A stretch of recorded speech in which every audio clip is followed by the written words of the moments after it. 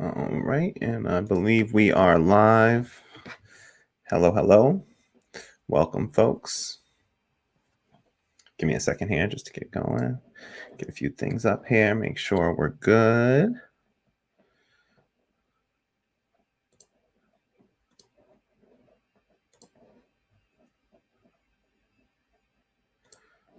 All right.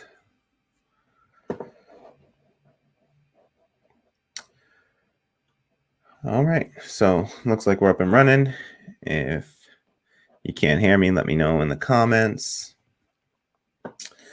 All right, so welcome everyone. Thank you for being here. This is Radical Democracy and your host, Kamali Rose.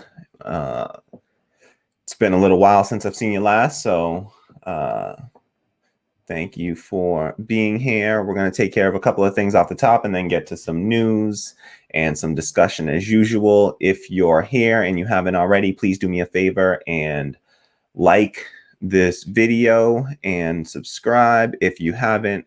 We're actually really close to 100 subscribers, so I'm pretty excited. We should hit that 100 subscriber count today during the stream. So if you haven't already, get us to 100 by just subscribing. I actually have some things I want to talk about regarding the, that will relate to the 100 subscriptions, actually, that I want to, pose a question to the community, get your feedback on. So we'll get into that soon as well.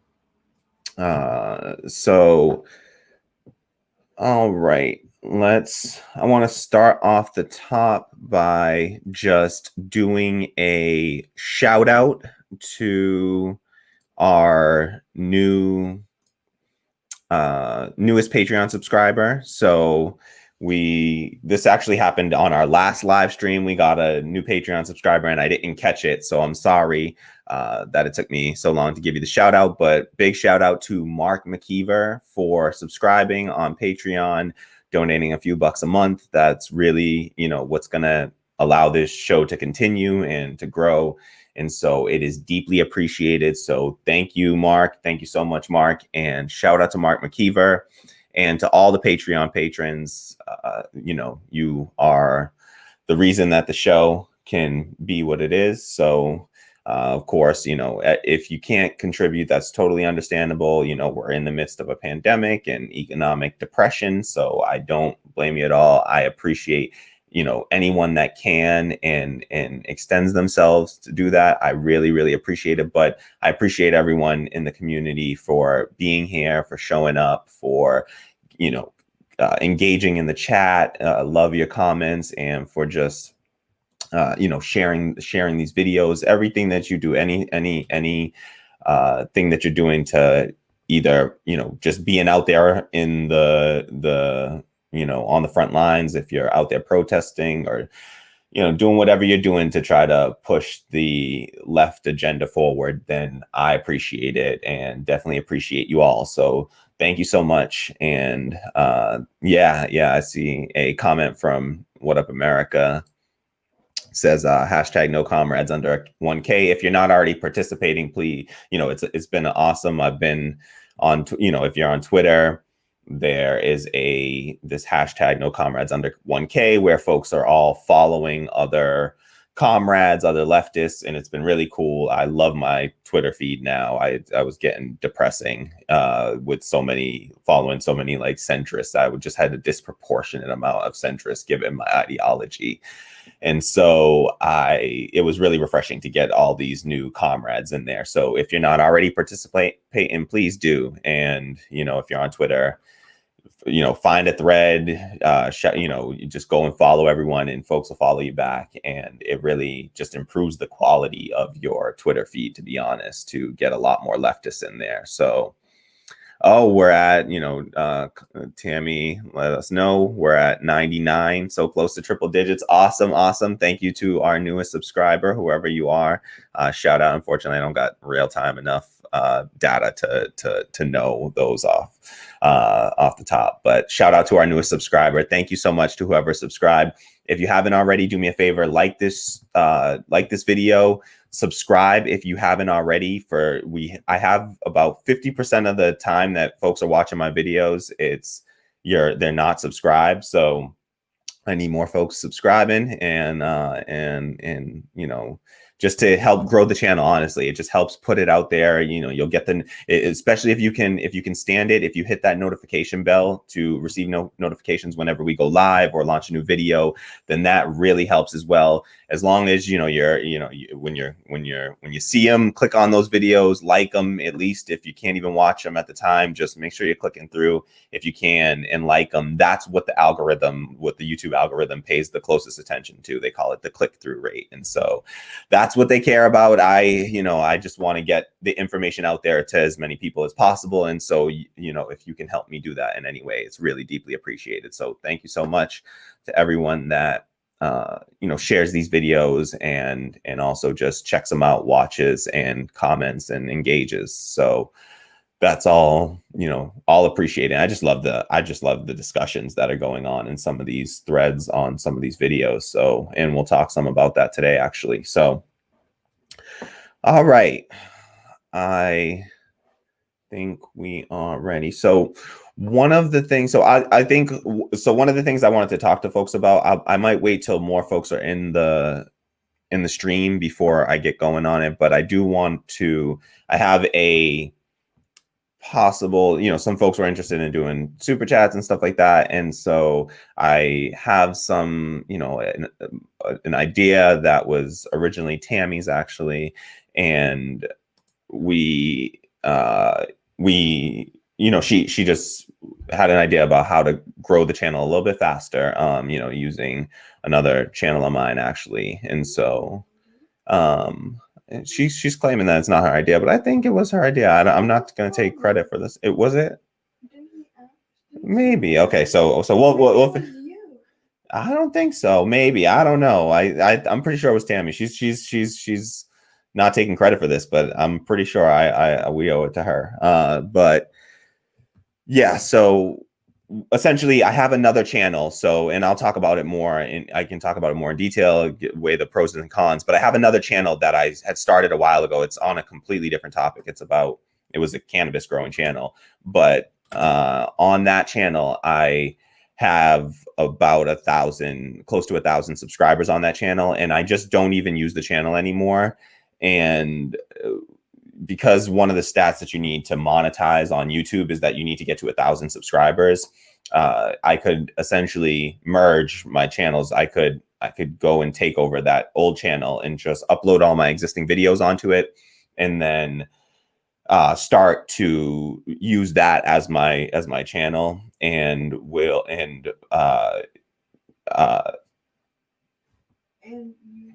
Sorry, 1 second, y'all. At one point, you probably already passed the hours. Yeah. So I on the other channel, I have, there's a time requirement of 4,000 hours on YouTube plus 1,000 subscribers in order to monetize your channel. And so in order to do things like super chat or anything like that, I don't really want to do ad revenue, to be honest, because ads are annoying and I don't think it'll be very much. But at least for the ability to do super chats, that's the only thing I'm really interested in at the moment. You need 4,000 hours watched plus 1,000 subscribers within a 1 year rolling period. And so if we can get to that number, I could essentially open up the super chat feature. And so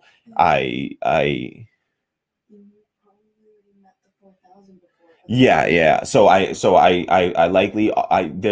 may have met the 4,000 on that other one because it acts as if I can monetize my other channel already. So essentially I would be moving my subscriber, I would be asking my subscribers on this channel to subscribe to me on the other channel, and I would start to upload videos to that channel instead. So I don't want to dwell on this too long right now because I want to get into the news, because I see people are dropping in and out right now. And so I don't want to spend too long on this. I want to start getting into the news and discussion. And so we'll come back to this when I see more people in the stream, really, because I'd like to just pose the question, and I want to hear from the community. What do you think? Essentially, the pros are that I can monetize sooner. It would be a larger potential audience for the videos, because more people will get the notification, that have subscribed to my other channel. And so it could open up a potentially larger audience for that. I imagine some folks on my other channel, I mean, it was just a cannabis growing channel, so it wasn't political at all. Who knows? I'm sure there's a broad range of people on that subscribe to me, but they're all likely cannabis enthusiasts, so they can't be too right wing. So they'll probably be open to left ideas, and so I think that could be a potential base of folks to, grow the audience. And then also just having more subscribers is like a stupid, annoying, like social proof thing, where it's just essentially like a PR, like psychological, trick that like the marketing industry does on folks, where it's just an unfortunate thing, behavioral quirk of human beings, where we in this current society, where you're seeing that more people like something, you're more likely to view that. If somebody has 1,000 subscribers, you're more likely to give them a look than somebody that has only 100 subscribers. So that's the idea behind it. The cons of it is that it might be considered like, some folks may look at it as like cheating, even though in my opinion, you're cheating a capitalist platform. This is a capitalist corporation. YouTube is, Google is, that runs this, and I see no issue with resisting capitalism in that way. So that's my, I don't have any issues with that. And so the other cons would be like a potentially lower click-through rate for the algorithm, for the YouTube algorithm, as I explained it. And then it's a bit of tedious work to move the videos over. So those are the issues. That's what those are the pros and cons I need to weigh. Please leave your thoughts in the comments if you have an opinion on that one way or the other. What Up America says, I think it's a good idea. So I like that. That's, one of our longtime, comrades. And so definitely value everyone's opinion, but definitely appreciate that. And so, yeah, that's one in favor. So thank you, What Up, for weighing in there. And anyone else, if you can, please just drop a comment in the chat, or if you're watching this after the fact, feel free to drop a comment in the description. I mean, sorry, in the, below, leave a comment below, and just let me know how you feel about it. If you think it's a good idea, bad idea, for or against it, let me know, and we'll do it, and we'll make it happen soon. So I'm going to start to upload the videos onto there, just as because it's going to take a while anyway, and I don't see anything wrong with at least uploading the videos over there. I don't have to actually ask people to move over yet, but I'm going to start uploading the videos over there, and see how people react on that channel as well for that. So I don't mind losing. I imagine I'm going to lose some subscribers over there, but it will, be a lot quicker than having to grow a new channel. That channel, I did it like 3 years ago. I started like 3 years ago, and never finished, never stopped contribute, stop building making content for it for like 3 years. So, but I still get new subscribers and lots of views on that channel. So I would leave those videos up and still let them be viewed. All right, so let's get to it. Let's start to chat a bit about the news of the day. All right. So the first thing that I want to talk about, I think we're going to get into this bit about the DNC. It's really just got some thoughts I want to share on it. And So on the topic of the DNC, I don't really have anything that I'm ready to present on this per se, but I was thinking about doing the stream last night, and news broke at like 7 o'clock or so last night, about an hour before the DNC convention started for the night. And apparently they added, Colin Powell was so Colin Powell was announced as a featured speaker at the DNC. And this now adds to, John Kasich, Colin Powell, and Mike Bloomberg, three Republicans essentially that were presenting at the DNC at the same time that they had a grand total of three Latinos. This is down from I think 8 or 11 Latinos that spoke at the last DNC, the last Democratic National Convention. And so Latinos had equal representation to Republicans and at the recent DNC.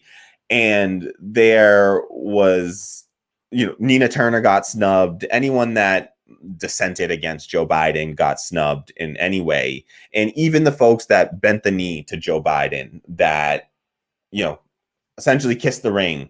And folks like, honestly, AOC, who gave up the power of withholding her vote almost instantaneously as soon as Bernie Sanders did the same thing. As soon as Bernie Sanders dropped out, he endorsed Joe Biden without getting any real concessions for the left. He got some weak task forces, some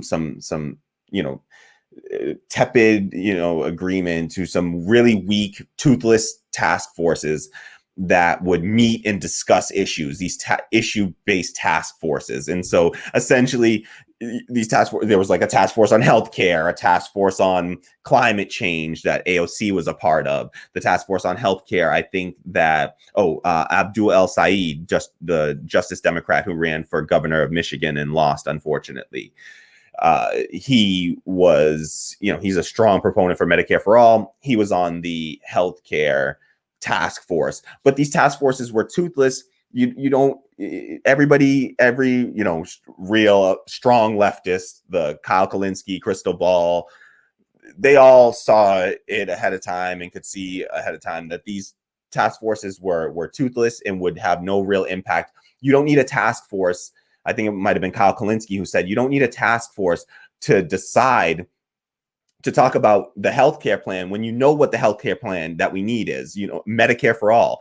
You either are for it or against it. You don't need a task force to decide it. And Joe Biden has already said clearly that he is against it. And so there's no, and he's been against it his entire career. So to think that this 70 some odd year old politician is going to suddenly change his ways and become some, progressive after he gains power, after he gains the most power in the country, all of a sudden, then he's going to change his mind when he has absolutely nobody that he needs to listen to anymore. That's when he's going to finally change his mind. That's absurd. So Joe Biden is against Medicare for all. You can have a task force on all you want, but at the end of the day, Joe Biden doesn't support Medicare for all. He didn't put Abdul El Sayed in charge of, HHS, the Human Health and Services, I believe, and that's he's not going to give him, he's not offering him a position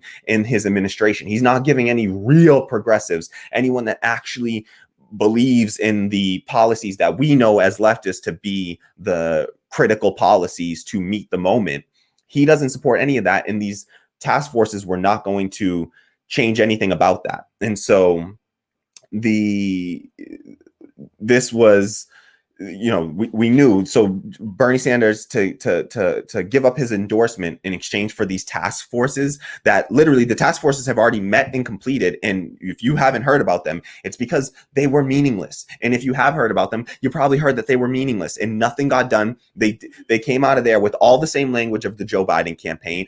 It's anti-Medicare for all, anti-Green New Deal. There's not even a mention of the word Green New Deal in the document that came out of the climate change committee, you know, the climate change task force that AOC was a part of. And she is literally the, you know, the author of the Green New Deal in Congress. I believe it was her that brought forth the legislation for the Green New Deal with Ed Markey in the Senate.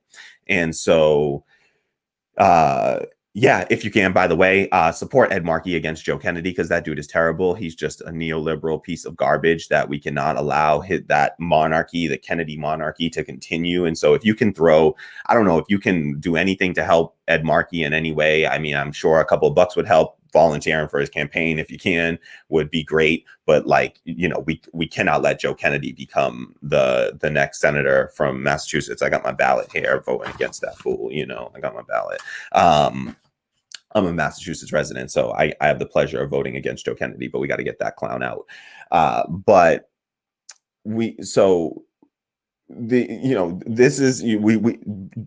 Bernie Sanders, he didn't get any real concessions. What he could have got was Joe Biden to have to agree to something like signing on to some form of, some agreement that said he would do X amount of executive orders, because he has the actual power to go. He doesn't have to wait on Congress to do something like legalize cannabis. He could legalize cannabis federally, decriminalize it, deschedule it, so that it's no longer a Schedule 1 drug, is more dangerous than like heroin, according to the scheduling.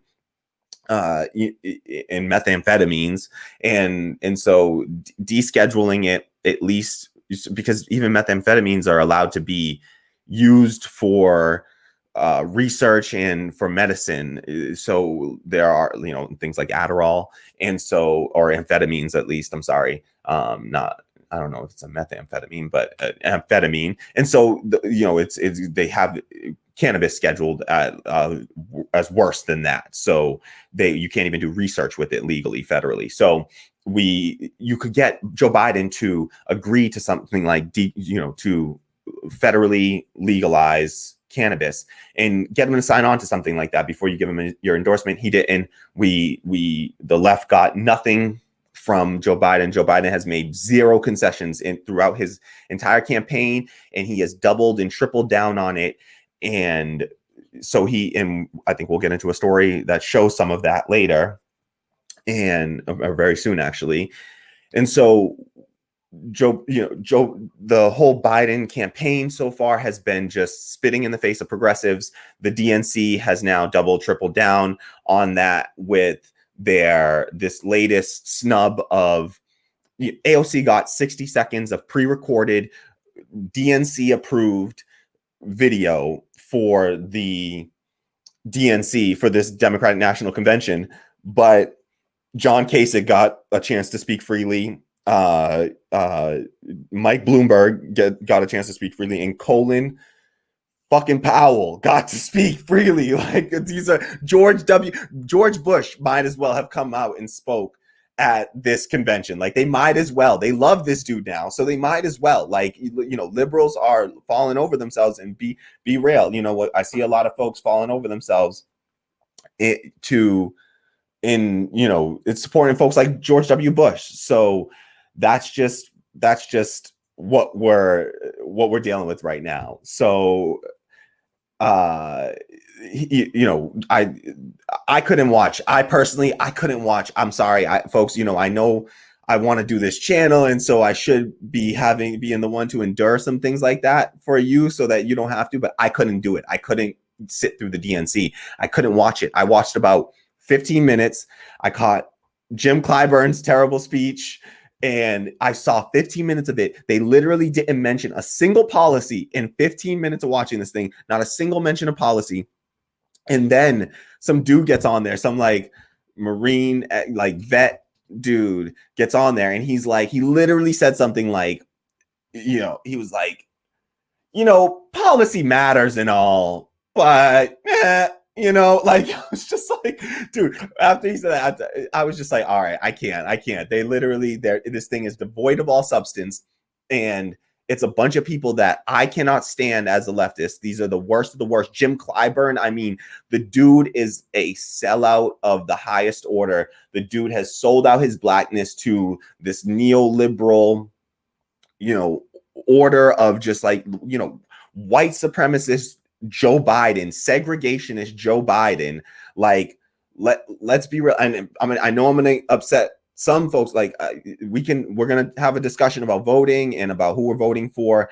And this is a point of contention, and I don't want to, like, it doesn't need to be. I don't personally know what the right answer is. It's just unfortunate that they've left us in a position where there's no clear right answer, in my opinion. And so I think that I totally understand folks that are holding their nose to vote for Joe Biden. I get them. I totally understand folks that are like, I've had enough and I'm voting third party, or I'm not voting at all because this whole system is BS, and I'm tired of, shuffling the same, BS around every 4 years and getting more of the same policy outcomes. And so we can talk about how bad Donald Trump is, but when we go about it in a really, if we're talking about more than just the rhetoric, and we're talking about the actual program that these people have implemented, the Joe Biden or the Obama, program is not all that different than the Donald Trump program. Okay. I know, like, there's a famous image that came out in the Trump era of kids in cages, laying on the concrete under these like makeshift blankets.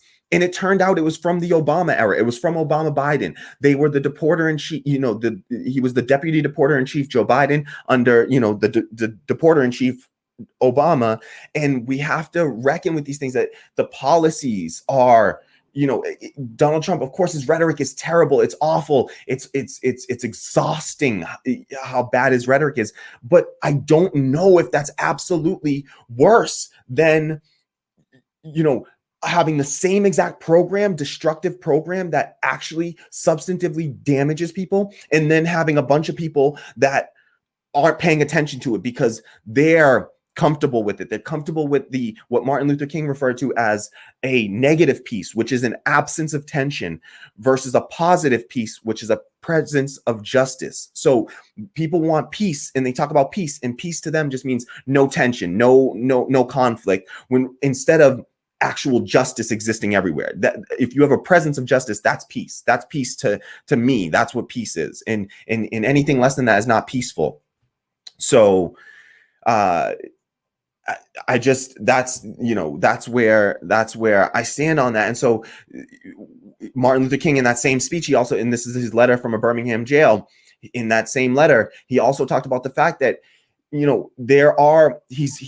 believes that, and I should pull it up what the exact quote is, but it's essentially to say that, like, mild like acceptance from people of goodwill can be worse than outright rejection from people of ill will. And it's like, at least it's the devil I know versus the devil I don't kind of thing. And so I don't begrudge anyone in this election for the choice they have to make, because I don't think that we've been given a whole bunch of good choices here. And so I'll get into it more about where I actually, where I'm coming down on all this, and we'll really, in a conversation we're going to have later, we're going to talk more about this. We're going to do a piece about, just a segment about, does voting really matter? And it's based on a user a comment that we got. And so we'll talk about that soon, and we can dig into that more and get some more discussion around that happening. But as far as the DNC is concerned, they've now given more speaking time to Republicans than actual true progressives. Bernie Sanders has been totally, his message has been sanitized, and he's over here standing for Kamala Harris. So we already see and know that there's Bernie has pivoted to, bending the knee for, and I get it. He genuinely believes that Donald Trump is just so abhorrent, and I understand why people have that feeling, and I don't want to push people away, because I want those people to at least hear me out, so that hopefully we can have this discussion and come to realize I can at least understand where they're coming from. I hope that folks will understand where I'm coming from as somebody who cannot vote for Joe Biden and will not vote for Joe Biden under any circumstance at this point. The one circumstance that was left that could have gotten me to vote for him was if he had chosen Nina Turner as his vice president, which we all knew he wasn't. We all knew there was 0% chance of that happening, but I still left out the possibility to vote for him. I didn't want to be totally unreasonable. I'm trying to be reasonable. And I thought, okay, that's the one reasonable concession that I'm willing to accept, to vote for him. I would have voted for him in order to empower Nina Turner, because I think that whoever the vice president is under Joe Biden, if Joe Biden wins, because that's still a big damn if. And I'll just say, I don't know. I don't think that Joe Biden has this thing locked up. And I'm far less confident in Joe Biden after his Kamala Harris pick than I even was before it, because I think that it actually makes his candidacy even less likely to succeed. And so, but that's what they're doing. You know, they're so married to the idea of shunning the left, and they want, you know, Kyle Kalinske tweeted out something to the effect of like, they want you to feel so terrible for all leftists. They want you to feel, if you're the kind of leftist that is going to make that calculated choice of trying to hold your nose and vote for Joe Biden, they are trying to make it as difficult as humanly possible. And they honestly, that what the DNC moves show me is that they don't want the left in the Democratic Party. They don't want us there. They don't feel like they need us, and they don't want us there. The Democratic Party is no longer the party of working class people. Let's be real. They're the party of the professional managerial class. You know, they want to cater to capitalism. They're a capitalist party through and through. Listen to Nancy Pelosi, the leader of the party right now, who says we are a capitalist party. And so, you know, we're all capitalists, she said. And so they're a capitalist party. They are married to these ideas of neoliberalism, which, you know, believes that capitalism and, you know, regulated market solutions are the answer to all of life's woes, when they've just been proven for decades and decades and decades to just not be true, to just not be the case. If you look at it empirically, why does homelessness, poverty, wealth inequality, instability, why do those things follow capitalism every single place it exists for the past 200 to 300 years? If you listen to Dr. Richard Wolff, economist Richard Wolff, he tells you for the past 200 to 300 years, every single place that capitalism has existed, it has had an economic downturn, or what they call the business cycle, or a downturn, or a recession, or a depression, or a crash, the boom bust cycle. That they have so many names for it because it happens so much, and they just won't call it what it is, which is just failure of capitalism and the instability of capitalism. But it happens every 4 to 7 years average under capitalism. Well, you know, this economic instability, as well as wealth inequality. And so it just those they follow capitalism everywhere it goes. And so to have a party that's married to it, sure, one's slightly better than the other. You know, the Democratic Party is slightly better than the Republican Party, but they keep on narrowing the gap further and further, to the point where, I mean, look at John Kasich and Colin Powell feel at home in this party. Like, they're not, I don't share any ideology with John Kasich or Colin Powell. Like, maybe in some off chance we overlap on like 2 issues, maybe I don't even know if we do, and it would be for the wrong reasons. I'm sure that they're defending whatever position they agree with me on, but it's like, I agree with these people, honestly, seriously, no joke, less than I agree with Donald Trump. And let me tell you why. Because at least Donald Trump, his reflex, even though he doesn't follow through on this, but his reflex is to be like anti-war typically. You know, like he spoke out against the Iraq war. That was his whole shtick during the last election cycle. So there was definitely that. These people are not, I just do not align with them in any way, shape, or form. And so, and I don't think any leftists would. And so look at what they're signaling to us. Even AOC, who they put on there as the closest thing, you know, who many people, young people, see as the future of the party. If the party felt like she was the future of the party, would they be giving her a 60-second sanitized speech, pre-recorded, pre-approved speech and giving John Kasich and Colin Powell free, time to just ramble, say whatever they got to say and say their part. They're not afraid of what their message, but they're afraid of AOC's message. And so much so that they're like, no, we have to approve this. It can only be 60 seconds. That's really, and if that doesn't signal to you, these people do not want you, I don't know what else will. Like, it's not our fault. It's not people's fault for feeling like they don't want to vote for the Democratic Party. I recently saw somebody that tweeted out that said, the Democrats getting mad at leftists for not voting in the Democratic Party is like the meat industry getting mad at vegans for not buying meat. It's like they have nothing to sell us. And that was such a great way to put it. I think it's just like these people have nothing to sell us, but we're being told that it's our fault if we don't vote for them. I'm sorry, but as a socialist, I'm a straight up socialist. I believe in what people call now democratic socialism. Yeah. I don't know why that word sounds funny to me right now. Sorry, but democratic socialism.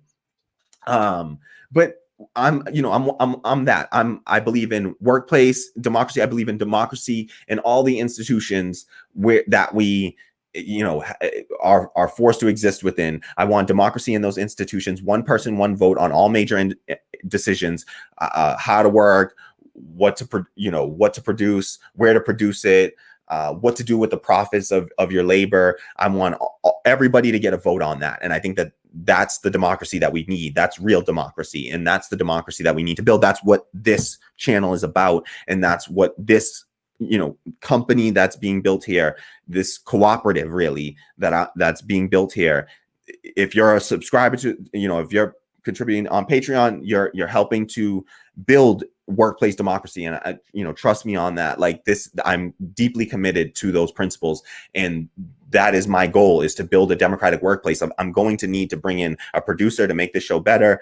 They will have democracy in the workplace. We will work democratically to build this platform. And I will try to include the community in that as much as possible, because real democracy should include all stakeholders. So all the people that are affected by something should have a say in it. And so I want to bring the whole community in as much as I can and try to build democracy into this platform as much as possible. And so, but that's what I believe in. I'm a socialist, and I don't feel like this party, they call it a big tent, but I think that they want to kick us out of this tent. They don't want us in here. Historically, neoliberalism, they are much more comfortable with fascists than they are with socialists. So let's just be real. They historically, history has proven this out. They will much rather, lend themselves to at least, being less resistant to fascism than they are to socialism. They fight that much harder. They fight socialism much harder. I'm not saying that neoliberals are fascist or liberals are fascist. Not what I'm saying. I'm just saying that they are more comfortable with, they are less resistant to fascists than they are to socialists. So, and that's just history. History just bears that out.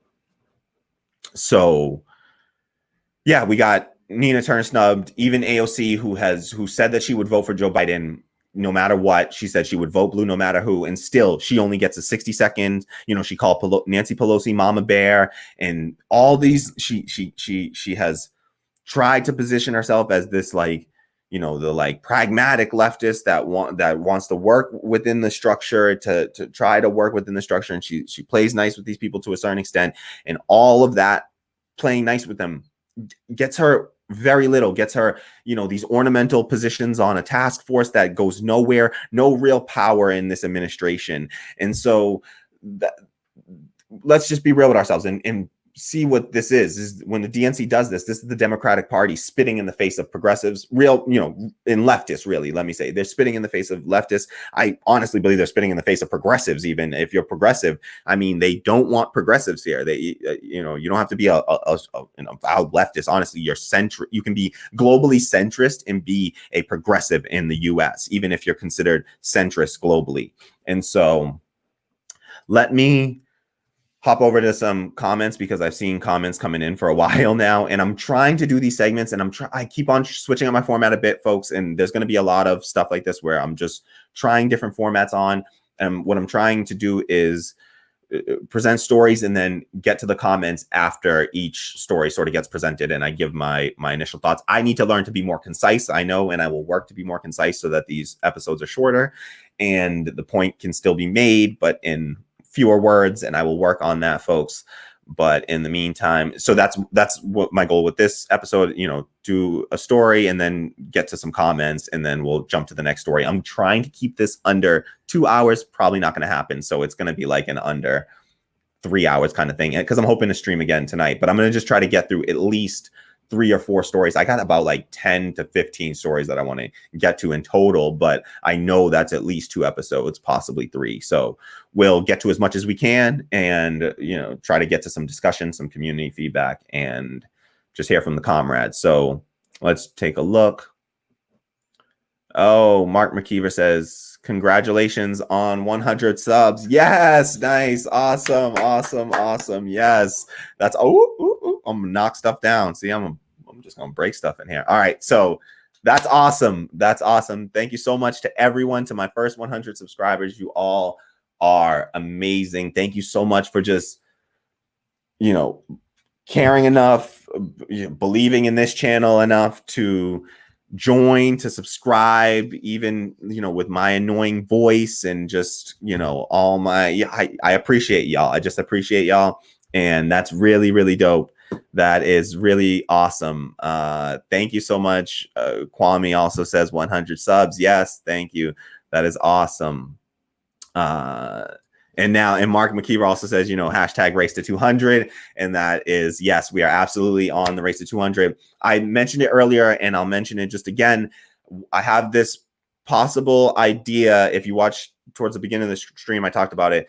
An idea to potentially merge this channel with another channel that I used to make and manage. It was a cannabis growing channel, and I did all the work to do a bunch of videos on just it's just about cannabis growing tutorials and a grow journal sort of.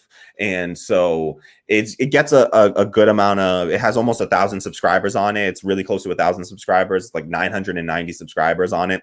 And it's close to I think it's maybe capable of monetization, so that I could enable the super chat feature in there if I were to use that channel instead.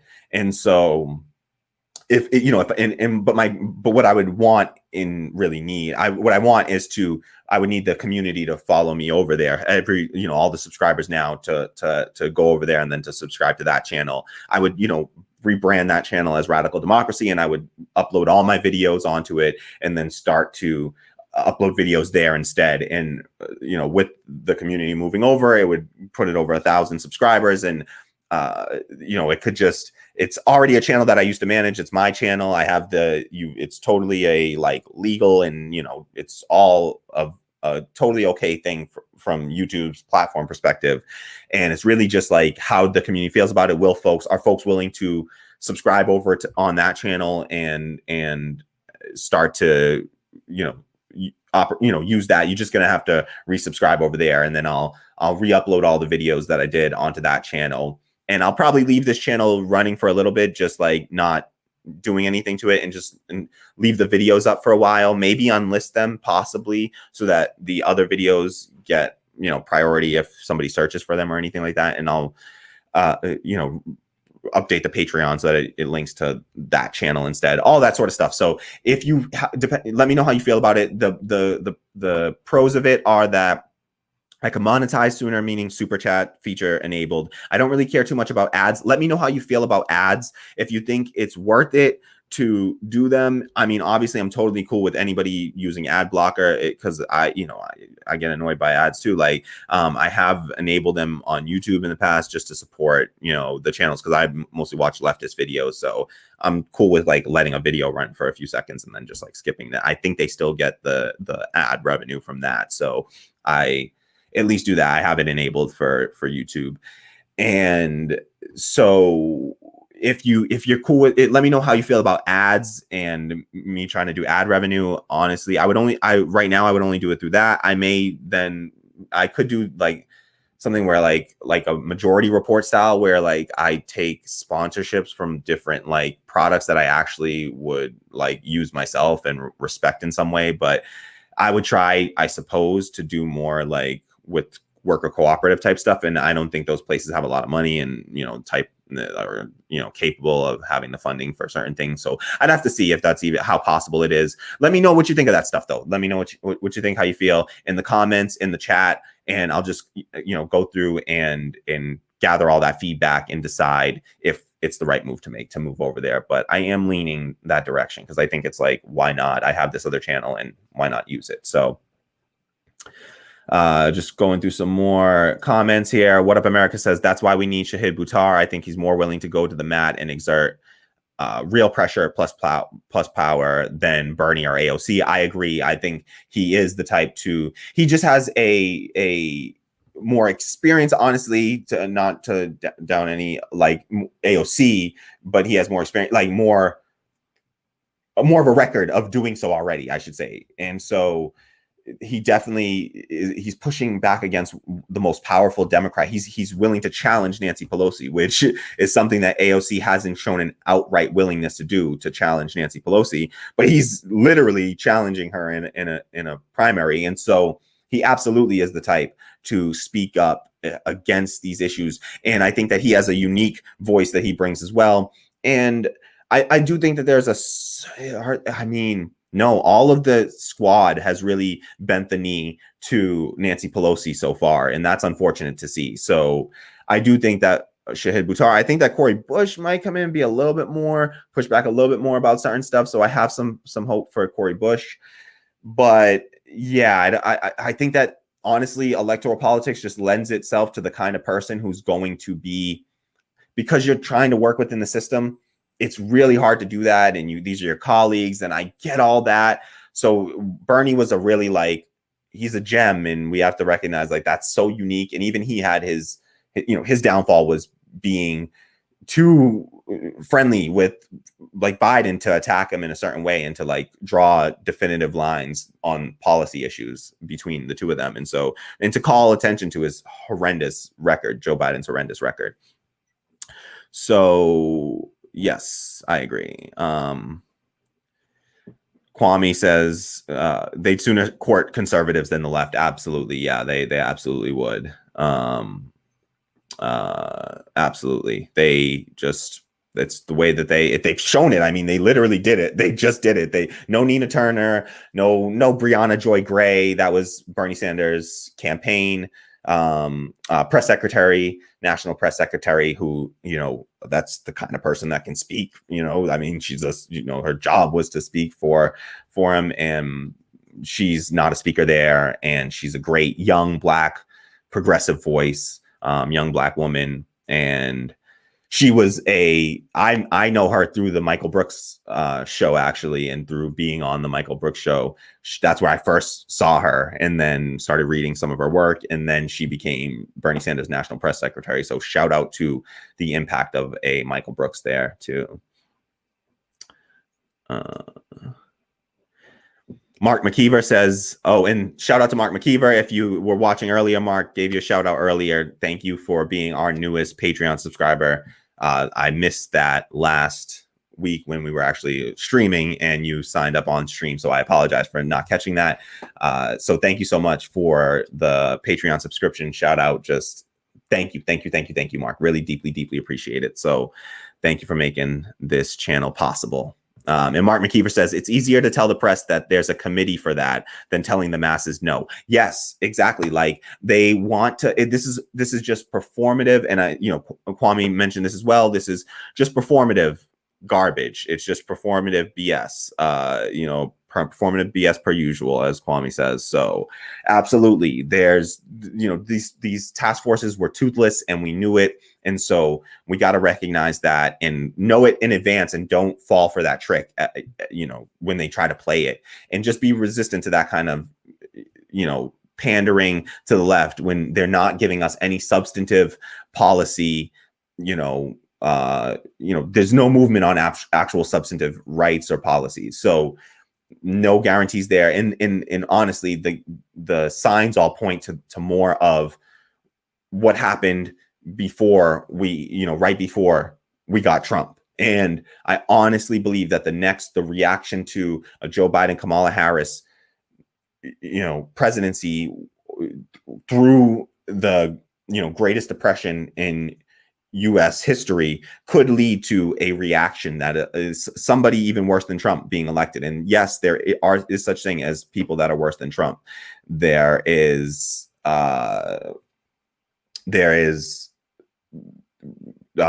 Tucker Carlson, I believe, is worse than Trump, and Tom Cotton is worse than Trump. These are people who believe in the same things that Donald Trump believes in, but they're smarter than him. They're not morons. They're not dumb enough to say the quiet part out loud. So they'll do all the horrendous things, every horrendous thing that Donald Trump will do, except they'll do it smartly, smartly to them, but effectively, sadly, and they'll be effective in everything, all the horrendous policies that they push on Mike Pence, and his just deep rooted homophobia and his need to implement these evangelistic policies and Puritan politics on the rest of us. And so we have to be wary of this and acknowledge it and recognize that in advance, because this Biden-Harris presidency is looking and shaping up to be something horrendous. And it's going to be, because they resist,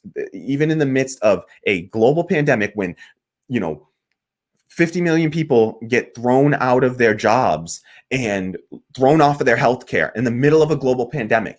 And to say that you then still support employer-based healthcare, private insurance, that you still support employer-based private insurance, even in the wake of that, and you can't even nominally, he's not even willing to pander and say Joe Biden or Kamala Harris for that matter, but Joe Biden especially is not even willing to pander to the left and say, oh yeah, maybe that's a policy we'd entertain, Medicare for all. Maybe we shouldn't have employer-based private health insurance. He's not even willing to even nominally just to say those words. He's not even willing to say those words leading up to an election, when that would definitely play well for votes. That would definitely garner him more votes. It would bring in younger voters. It would gain him support from the left. And there's absolutely more of a base on the left than there is Republicans that are going to cross over party lines to go vote for Joe Biden. So there's much more of us on the left that we're looking for some excuse to vote for Joe Biden, and just have not been able to find any. And so it's just more, they've clearly they're spitting in the face of the left, and we got to recognize that and realize what is the likely outcome of a Joe Biden, Kamala Harris presidency, and try to not, there's a great voice online who I follow. His name is Roderick Douglas, and follow him on Facebook. And he's a Black activist, leftist. And he made a comment recently that I just love this quote, but he said, voting is not harm reduction, it's harm deferment with interest. So voting is not harm reduction, it's harm deferment with interest. So we are oftentimes deferring harm when we vote, and it comes with interest. We have to pay it back with interest. Before, we deferred harm. After George Bush, we tried to defer some harm with Obama, right? And then what did we get? Donald Trump, right? So we might try to defer harm with a Kamala Harris and a Joe Biden. We're going to try to defer harm there, and we're going to see what the reaction to that is. I don't know for sure. All I know is that I know what the reaction, I'm very confident in what the reaction to a Bernie Sanders presidency would have been. And it would have been, he would have been the next FDR. He really would have been. He would have been as popular as an FDR. Remember, FDR is the president that actually brought us in the midst of a crisis and an economic depression. FDR gave us things like Social Security. And he did, let me say, it wasn't just FDR. It was FDR who finally, signed on to that legislation, but it was the grassroots unionists, communist, socialist. That is the collective of people that were able to push FDR. Trade unionists, communists, and socialists were able to push FDR and say, listen, it's either the pitchforks or it's these policies. And so, and he was able to, he was a willing participant in that and was able to be moved left. And he gave us things like Social Security. Now these policies were often implemented in the most racist way, so that Black people were left out of all of this, economic upturn. But that's and women and we're also systematically left out of that in a lot of ways. But obviously white women were going to get a little bit more of the favor through just their whiteness. And so there's just that. So Social Security, federal, he proposed a federal jobs program, unemployment insurance, GI Bill. So that all came out of the FDR presidency. And I think that's what would have came out of a Bernie Sanders presidency, would have been more progressive policies that actually met the moment. A Medicare for all, I think we really could have gotten under Bernie Sanders. And once you get those universal programs, those aren't going away. I mean, we could have pushed Bernie Sanders for something like a UBI. I don't know. He was too resistant to it, but there's a chance. We had a chance of something like a UBI, which again, the moment just shows the need for things like that. And I wasn't even a huge supporter of UBI because we could talk about UBI for a whole episode and talk about, there's a lot of good that can come out of a UBI. There's also some things we need to recognize. A UBI under a capitalist system is going to flow, still going to keep money flowing into the hands of capitalists who will use that to exploit and oppress working class people. So don't be, overly fooled by that. Yes, it can help put a bottom there and help uplift a lot of folks at the bottom, but they will still find ways to exploit that money. Without things like rent controls in place, it will go to landlords largely. Over time, they'll just fight to take it back from us in every way they can. So just these things, we already have proof of those things happening. There are universal basic incomes in some place. 50 years in Alaska, they have a universal basic income. So they do these experiments, and the capitalists will fight to undo any kind of advancement that you make like that. And that's why you have to get rid of the capitalists. You have to dismantle capitalism, which means replacing the capitalist system with a socialist system being democratic, democratic workplaces, one person, one vote, no employer-employee relationship. Everyone is a, worker in a cooperative. It's just like, we're all comrades. We're all workers in this cooperative. We're all both, technically employers and employees. But every single person holds both of those titles. So there's not this constant conflict between the two. In every other system, and I've just started reading the Communist Manifesto, and that's been actually giving me a lot of hope and, just like more positive outlook on things. And they, talk about how, I just lost my train of thought on that. I apologize. Sorry, I just looked over at the comments and just quickly lost my train of thought. So I apologize, folks. If I think about that again, I'll come back to it.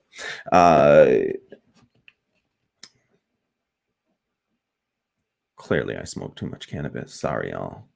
Alrighty. So, we're going to get to the next story soon. Thank you so much to all the folks shouting out the 100 subs. That is awesome. That was, I was hoping to make it there on the stream, and we did. So thank you so much. That's really, really awesome. And I'm really excited. And so 100 subs is huge.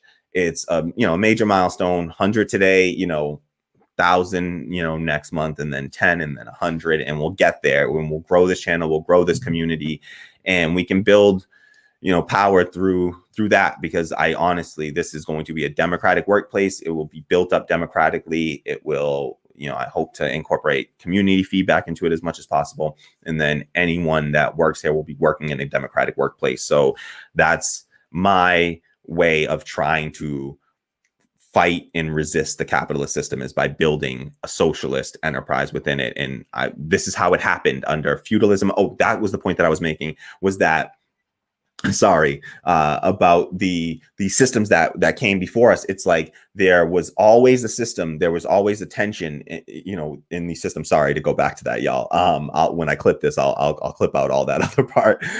But yes, there's always been this tension between employer-employee, or master-slave, or lord and serf, and so there's always been some sort of tension there in our economic system.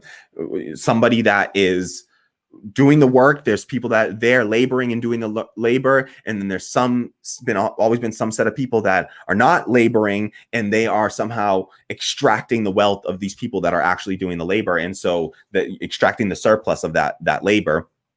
And so there's always been this tension, and I'd like to, I believe, and this is based on folks like economist Richard Wolff and Cornel West, David Harvey, and those economists and historians that believe that we need to move towards a radical democracy in the workplace, democracy in our housing, just so that we can actually build, have that control over our own lives, and we won't have to like fight the capitalists to and leave them in power. Because if we leave the capitalists in power, Richard Wolff says, they'll just come back and they'll slowly fight and chip away at all the policy advances that we make. So we can make all these like social democratic advances that we want to make and provide Medicare for all and all these large government regulated programs.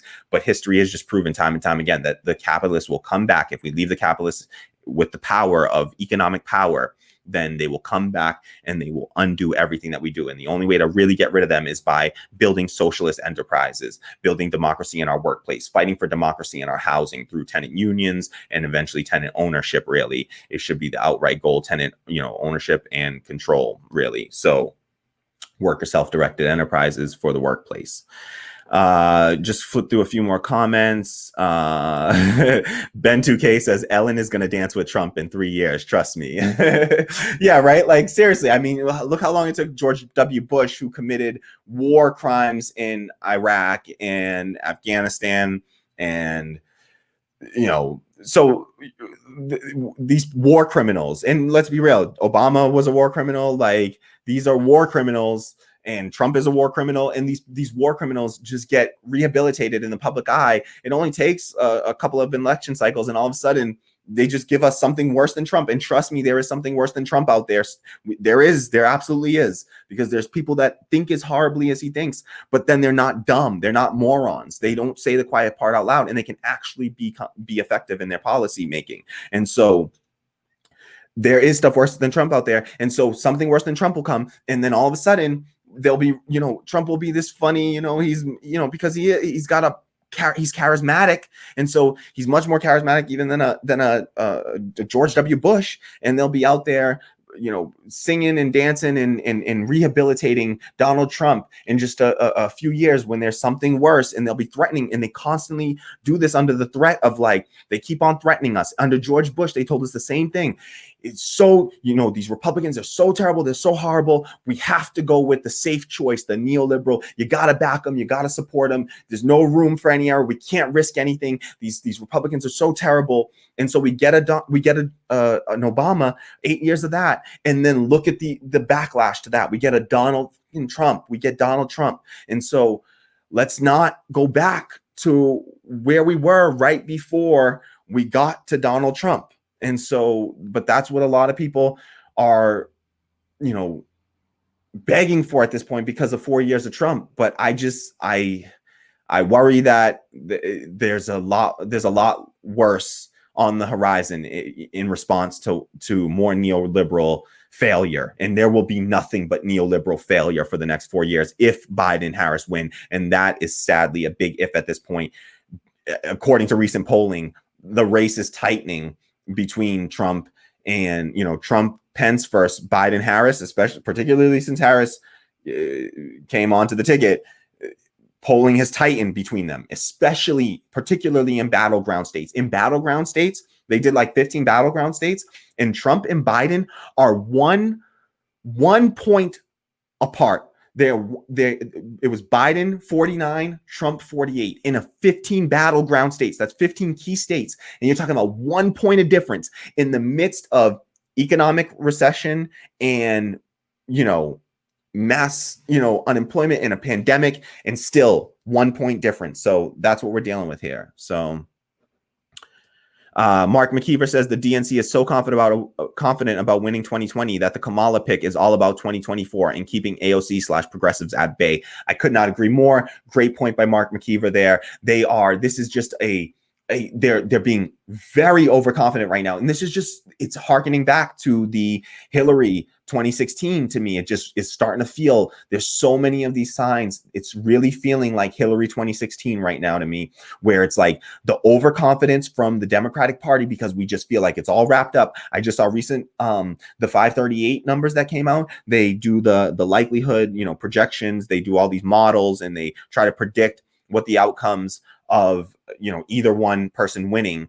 And right now it's 71% to Biden versus 29% Trump. And that is exactly the numbers that it was the day before the election with Hillary Clinton. And this is now, in mind you, Hillary Clinton lost. And now we're still 3 months out. There's still 3 months. And I'm pretty damn confident that within the next 3 months, there's going to be some sort of economic stimulus, like what Trump's recent executive orders pretty much did nothing.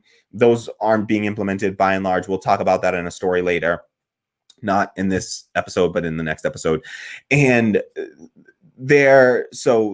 but he will likely sign off on some sort of economic stimulus, some extension of the unemployment benefits, some second stimulus check. And when that happens, his numbers are only going to increase. And so people have to just be wary of this. This is not locked up and in the bag yet. And them doing things like, looking overconfident right now at this stage is just really silly, given what we just experienced in 2016. And they did the same thing with the picking a anti-progressive, spitting in the face of the progressive wing of the party. Hillary did it with the Tim Kaine vice presidential pick. Now Joe Biden does it with the Kamala Harris vice presidential pick. It's really, it's got just 2016 vibes all over it. And so I'm more nervous than ever about this. So Ben 2K says, yeah, a moderate versus Trump. Why not? Why not? Worked in 2016 too, right? Like, it's like #sarcasm. Of course, it's like, they're running the same playbook again and again. And I know it's not a real Einstein quote, but there's that quote, the definition of insanity is doing the same thing over and over again and expecting different results. And they keep on doing the same damn thing over and over again and expecting some different results. And I mean, Biden has a real chance to win because Trump is done so poorly on the economic stimulus and handling the pandemic and just exacerbating this Great Depression. And so it's Trump's to lose, but that's just sad. That's sad. They're doing the same hide Biden playbook, just keep him away. Most of Biden's support is the vote. They poll on this. It was over 50% are voting. It was 6 in 10 people. 6 in 10 people are voting against Trump for Biden. So they're voting against Trump, whereas 75% of Trump supporters are voting for. It's an affirmative vote for Donald Trump. So you got, Donald Trump supporters are voting for him because they believe in him, at least. I mean, we can talk about what they believe in and how, whatever, but they believe in him. And we let's be real about that. And they're enthusiastic about him. And those stats matter, and they proved themselves to matter in 2016. And so enthusiasm matters. And these people are enthusiastically and affirmatively voting for Donald Trump, whereas for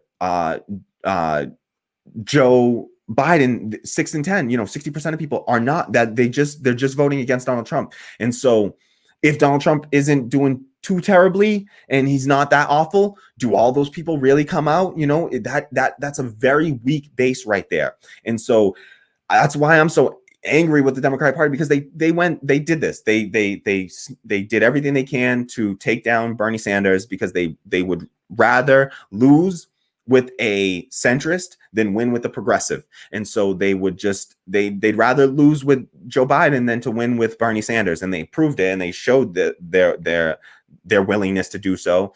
And here we are. So, and Ben 2K makes another great point. Hillary gave more to the left in 2016 than Biden does now. That is another point. And I got to get into some of these other stories because, these are things I want to bring up too, for sure. Absolutely, Hillary has given more to the left in than what Biden has. In just look at Medicare for all, for instance, right? Like Hillary was willing to lower the Medicare age to 55 on her platform. Joe Biden is only willing to lower it to 60. So, I mean, it's just, he's given nothing to the left. In fact, the Democratic Party platform, they rejected Medicare for all, Green New Deal. I know a lot of folks. I know a delegate that was a Bernie Sanders delegate who voted for, voted against the party platform. Also, I don't know if you saw the DNC shenanigans. I should have talked about this in the last story, but I don't know if y'all saw that crazy DNC shenanigans where the DNC, or at the Democratic National Convention, they did the voting, and in the electoral votes, Bernie lost California and Nevada, even though he won those states and should have still been given, he should still be given the electoral votes for those states. They didn't. The thing is a sham. Like, they didn't even vote for the candidate that their citizens voted to elect. They went and they voted not with the will of their own citizens, and they did that, just to go against a progressive, and it meant nothing. It was meaningless. I mean, Biden, for all the other states, he was guaranteed to get the nomination. There was absolutely no reason for them to do that, but they went, and those delegates that should have been pledged to Bernie Sanders instead went and voted for Joe Biden. And so that's not democracy, people. This is not democracy. That's not how democracy works. That is not democracy. We would be pissed off if that ever happened. If a Democrat won an election, but the Republican, the Electoral College came in and voted for the Republican, even though the voters had cast more votes in that state. We're talking now individual states within the Electoral College. If they came in and voted against the will of the people, come on, we would be up in arms. But the DNC, the Democratic Party, just did that. The so-called Democratic Party, Democratic, my ass, party, just did one of the most undemocratic things I've ever seen, and just completely snubbed Bernie Sanders on the votes that he had earned. He earned those damn votes, and those people who voted in those states were not represented, and those were disproportionately, like in Nevada, that was disproportionately Latino voters. And that's another point that needs to be made. And I got to get to the next story, to talk about, and we're going to talk about a Joe Biden ad, but like, and I can bring this up then too, but like, he has done so much to spit in the face of the Latinos in this country, and to try to, do nothing to concede to the Latino vote because, and let's be real, obviously it's a diverse vote, everything just like every other vote, but there's a progressive, strong progressive wing of the Latino vote, and those voters just got completely snubbed by Joe Biden, and he literally hired a Republican operative, Ana Navarro, to run his Latino outreach campaign instead of Bernie Sanders outreach, campaign manager, who also was doing his Latino outreach, which was the most success. Like, he actually increased the turnout in Iowa, Nevada, and New Hampshire for the Latino turnout, and really impressively in Nevada. And so it would only make sense to hire somebody that was successful, but they didn't. They hired a Republican instead. So, all right, sorry. Let's get through a few more comments here, and then we'll get to the next story. Ben 2K says, I like the comment on stream feature a lot. Awesome. Yes. Ben 2K says that he subbed. Oh, wow. Ben 2K wasn't subbed. Okay. You subbed to something else. Okay. Green and Thumbs. Okay. Nice. Okay. So folks are talking about the other channel. All right. Yeah. Thank you. You can go sub. The other channel is called Greener Thumbs right now, and it'll get converted over to Radical Democracy. So it's called Greener Thumbs, GREENER Thumbs, THUMBS. So if you're just listening, and you can check that out on YouTube and subscribe now. And then that channel's I'll start uploading some of my videos, and I would likely convert to that channel. So, all right. Thank you for saying that, Ben. That's actually a great point. You don't have to wait until I do all the conversion stuff. You can sub to that channel now. I'm not going to upload any new videos until it's the podcast stuff. So you will get notifications about the podcast videos getting uploaded. Sorry about that if that's annoying. Ben says, I'm gonna tweet out the stream real quick. I'm gonna tweet the stream out real quick. Thank you, Ben. Please, to everyone, tweet this out, share on social media. If you haven't already, please like and subscribe. Hit that like button below. If you're watching this on your phone, just close the chat out. Hit the like button. Subscribe if you're not subscribed. You better be subscribed. We just passed 100 subscribers in this stream, and now we're climbing to 200. So please help out, and if you can, do me that one small favor of please subscribing to the channel. If it's not too annoying, hit the bell right next to that subscribe button to receive notifications. Just hit the bell and choose all to get all notifications whenever we go live or release a new video. So thank you so much. And make sure when you see those notifications, check them out. You know, just click into the video, hit that like button. It pleases the YouTube gods. And so please do me that favor and help the channel grow by doing that to just please the algorithm and help more eyes get on it, because the more people click through on the videos, that's what tells it to try to recommend the video to more people. So there's more people will see the video, the more people that actually click through on the video when they see those notifications come up. So thank you for doing that. And if you can do me a huge favor and head over to my Patreon, if you can afford a few dollars a month, cost of a cup of coffee a month, as they say over on Status Quo, you can support this channel and help it to grow and just continue to exist. Honestly, I could tell you about, I got a little bad news recently. I wanted to go to school next semester, but I was denied financial aid. Unfortunately, I made too much money 2 years ago, even though I only worked like half a year. And so I got denied financial aid, and I just don't think that I'm going to be able to afford next semester to go to school. So I'm not going to be able to attend school. So I'm going to have to do this. You know, I'm going to be not have to, but I'm going to be doing this podcast pretty much full time. And then, you know, might have to start working at the end of that. But depending on how fast we can grow this channel and build up that Patreon subscriber base, then it could be self-sustaining enough that I don't have to go and, you know, find some other work and pull my time away from the channel. If we get to, I mean, I would need at least probably $500 monthly by the end of the year. At least that's scraping by, you know. I'll end up, you know, I'll have to do like, be real, like food stamps. We should stigmatize it. It's nothing to be ashamed of. You know, I have to do something like that, and then just, you know, scraping by with the $500 a month. It's not much to, like, you know, just survive on, but I could try to make it happen. So we need more than that. You know, the more the better. And I hope to eventually grow it to that point. And if it doesn't grow to that point, that's fine. I'll still try to do as much as possible to keep doing this, because I do enjoy doing this and want to. This is my way of contributing to the left movement and the socialist movement and democracy in the workplace movement. And so that's my goal here. And I'm going to keep on pushing for that goal, keep trying to make that happen. So please head over to my Patreon if you can afford a few dollars a month, patreon.com/radical democracy. There's a link in the description box below, but it's patreon.com/radical democracy. And it just, you know, it really does. It keeps this thing going and growing. So thank you so much to everyone all my current patrons and anyone else who signs up. I will keep an eye on it and see if we're getting any new patrons and shout you out. And we'll do, you know, I'll shout out all patrons, all new patrons. We did a shout out to Mark McKeever earlier, one of our, you know, commenters, frequent commenters who subscribed on Patreon. Thank you so much, Mark. Really, really, really, really, really appreciate it. Okay. So I want to see more likes on this video, though. I see that 35 people have come through here, and I only got 8 likes on the video that I can see right now. So please keep liking this video. If you haven't already, I need you to do me that favor and like this video. Please like, subscribe, and comment, share. Please. Love you all. Appreciate it. Okay, couple more comments here, and then we get to it. So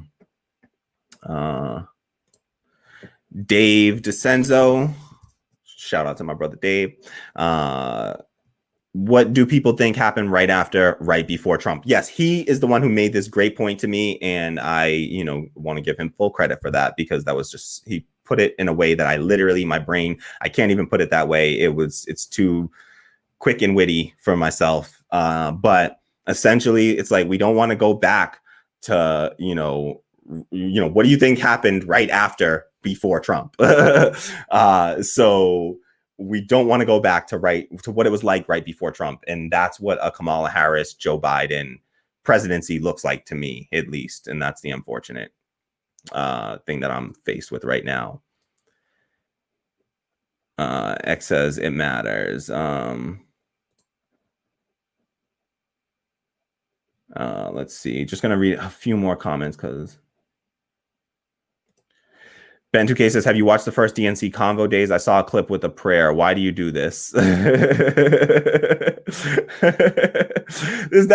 crazy. Are they praying at the DNC? Like, talk about what the hell about separation of church and state? Are they seriously out here praying at the DNC? Like, this is gross, and we should reject this on the left. That is not leftist. That is not a left-wing,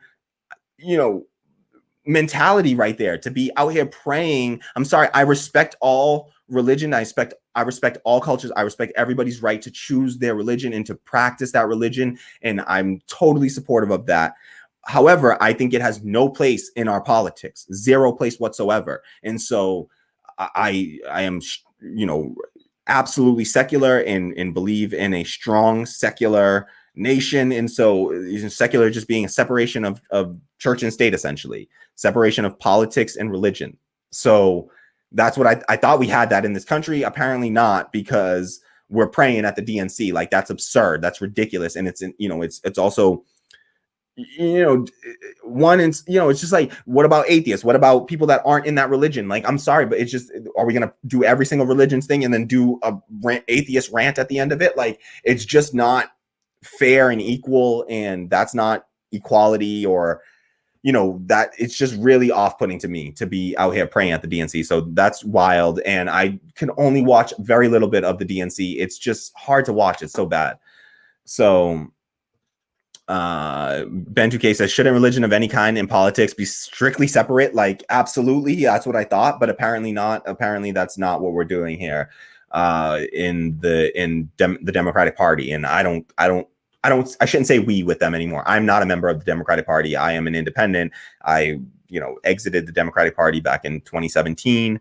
And I got back into it because I was thinking about running for some sort of public office here in Massachusetts and Congress, to be honest. But I'm a nobody, and the system is set up against working class nobodies to be able to actually compete in things like that. But I think it's changing a little bit at a time, slowly but surely. So definitely encouraged by things like Cori Bush's win and folks like that. And, who knows, maybe someday. Unfortunately, I'm very discouraged by things like what I see happening, the reaction to folks like Alex Morse initially and Shahid Buttar, even Hussein Lecky. And to some extent, I think that we have to fix some of our puritanistic politics on the left and start to figure out, drawing a clear distinction, as Michael Brooks said, between program and rhetoric, and, substantive human rights and rhetoric, and people fighting for that, and just recognizing that people aren't going to be perfect. If we really believe in redemption on the left, then we have to give people some room to redeem themselves. And so I think that, showing some sort of form of restorative justice, or going through some sort of process like that, people should be able to redeem themselves eventually by fighting on the right side of the issues for long enough. I think that should redeem them and warrant our support of these folks, if we're really about building a strong left. Otherwise, we can keep on being a subculture and being this fringe, powerless structure that never goes anywhere if we're not willing to recognize, again, the distinction between program and rhetoric, and understand that some people might have rhetoric that doesn't exactly fit with what we believe in, and maybe it upsets us or it hurts our feelings personally, but we can't put our personal feelings above a movement, and just recognizing where that's happening. And I think in the outrage against Shahid Buttar with those allegations, and then with the initial response to Alex Morse, who's been vindicated since, and we'll talk about that soon, I think that it just shows that on the left, we have a problem here, and we have to fix that and clean that up, or else it's going to still push more good candidates out of the running, because people just won't run because they're scared to have the same thing happen to them. And I'm certainly one of those people. Not that I'm anybody, or that me running matters, but I'm sure there are other people who are good candidates, great candidates, who could run, who won't, because of they know that they made one mistake in their past, and even though they tried to atone for that through their actions, the left has shown in some cases, in some prominent cases, to be weak on this issue and willing to cannibalize ourselves on this issue. And so we'll get into that more. Let me keep pushing ahead. No Name says, vote for piece of shit Biden, even if you hate his guts like I do, because Trump is an absolute monster. So we'll talk about this more. I should save this because let's do that segment. Okay, so I'm just gonna pull forward with that, and I will,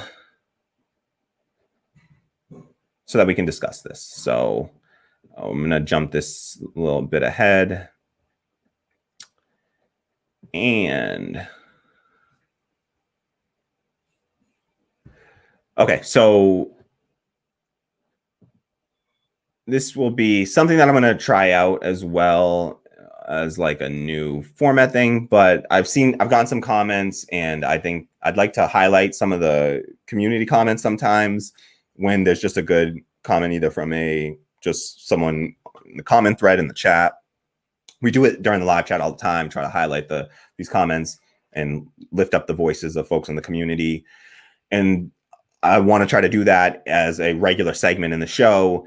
Whenever I see a comment that I'd like to respond to, I might not have all the time to write back to necessarily, but it's something that I think might spark some good discussion here on the left. I'd like to highlight it and bring it to the forefront and try to garner more discussion around it. And so I recently got a comment, and I'm going to try. Let me see if I can pull this up. I'm not sure that I can pull this comment up or not, but we're going to find out real quick.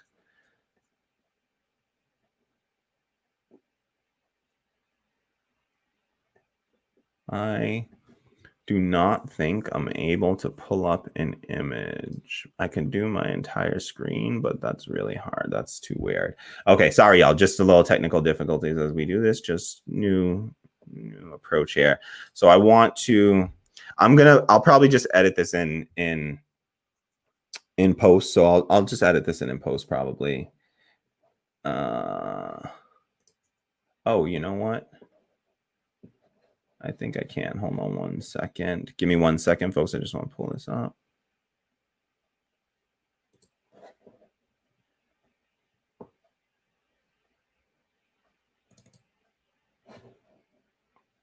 Okay.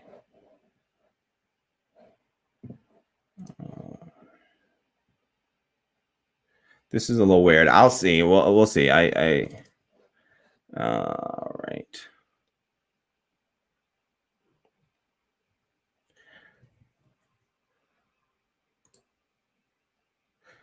So we got this comment from a member of the community recently on the video about, it was a video about the U.S. Postal Service, what they're calling the Friday Night Massacre. Ken Donsky was the original commenter, left a comment, and then this was a response to that. And I thought that it just raised a good point, and I wanted to, there was a lot of discussion around it. And so I just wanted to weigh in a little bit and also just open it up to hopefully hear from even more folks about this topic. So Skeptical Mantis commented and said, do elections even matter at this point?